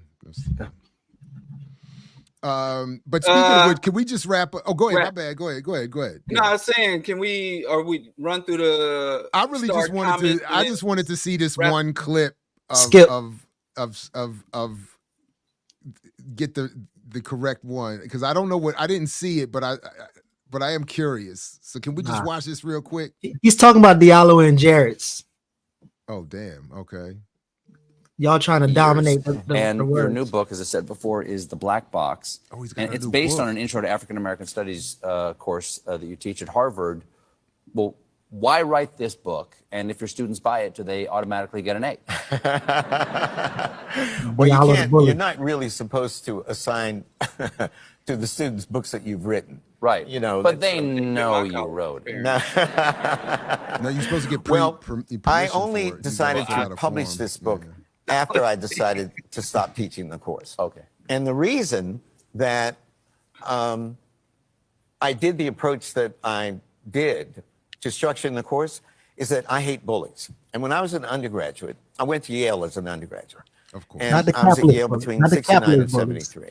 Not the The white campus bullies. was full of ideological bullies, people trying to tell you how to be black. There were the black Muslims were there, Oh, the shit. Black Panthers were there, the Black cultural nationalists were there. You know, if your dashiki wasn't down to here and you didn't have a 2-foot-high afro, then you weren't black enough. People were telling you who you could date, who your friends could Diallo be. is a bully, And yo. I decided that Jared if I ever it's was even in a worse. position He of said the power black or Muslims authority, were bullying him. No, all I of you would, ain't listening to the rest. take a It's all stand of them. against any kind of ideological bullying so that my students would not suffer the kind of anxiety and embarrassment and angst that my generation did. Yo, get the. Oh my god. Ideological Harvard and bullying. Yale. Black people terrorizing Harvard and Yale. Black folks is terrorizing. Yeah. You're a black man at Harvard and Yale. And when you talk about bullies, it's the brothers. Yeah, it was. Every It was. We went to them campuses specifically to bully them idiots. We were there. But he did say And there bullies. he is right there. It's a correct Look at statement. him. How dare you? Let How me put dare you on the you big repeat now? screen, you Thank big you. ass bully. Look at Every him. chance we get, absolutely. Look at him. Absolutely. Put his hand up. And we was looking for him. But we couldn't find his ass. He showed up later with the Encyclopedia Africa. Yeah, That's no. They absolutely. told when I was at the Africana Studies and Research Center under the late great Dr. James Turner. They said that when Skippy was up there at Cornell, he never showed up. He was nominally associated with the center. But he never, the late great Ali Mazrui said he was never over here. He was scared. He said he was having nightmares of Rafiki. He said, I'm not going nowhere near him. I was hunting him. He wrote a whole book about you. Dude sat there and said I was at Harvard and Yale and bullies. He caught me for a loop. I should have. I wasn't ready either. I thought was he like, was going to talk about these inbred white boys, these highborn. Oh, I thought he was just going to be on some regular. The legacy, some enrollment. Hey, right after he said bullied and ideological bullies, you already know where it was going. I thought he was going to talk about the professors. No, No. He caught me with that. The blacks. I've been hating on that dude for years, decades now, because of his take on African history. But I was a student organizer when he was on those campuses, and we did go up there and bully to that liberal And look what you done did to him. And look what I did. Yeah, I take total credit for that. He doesn't get a book deal out. He doesn't get a book deal. Damn. That is funny. No, it's perfect for this day and age too, because that's who it's on these, in this woke world of, why we got to fire presidents. He probably was. I wonder. You know what? Did he say anything publicly about the former president of Harvard? Oh, I didn't see. I don't think. Did he come out and say anything? He was probably behind the scenes and get rid of her. Yeah, she's an beer ideological summit? bully. Y'all remember the beer summit? Yeah. He should just organize another beer summit with Harvard the Harvard Yeah. board and the president. Beer Because it summit wasn't his for all. racist white neighbor that called the cops on him that's a bully. It's not the cop that's a bully. It's them ideological. Obama was a bully because you It's saw him. It's me. It's him right there.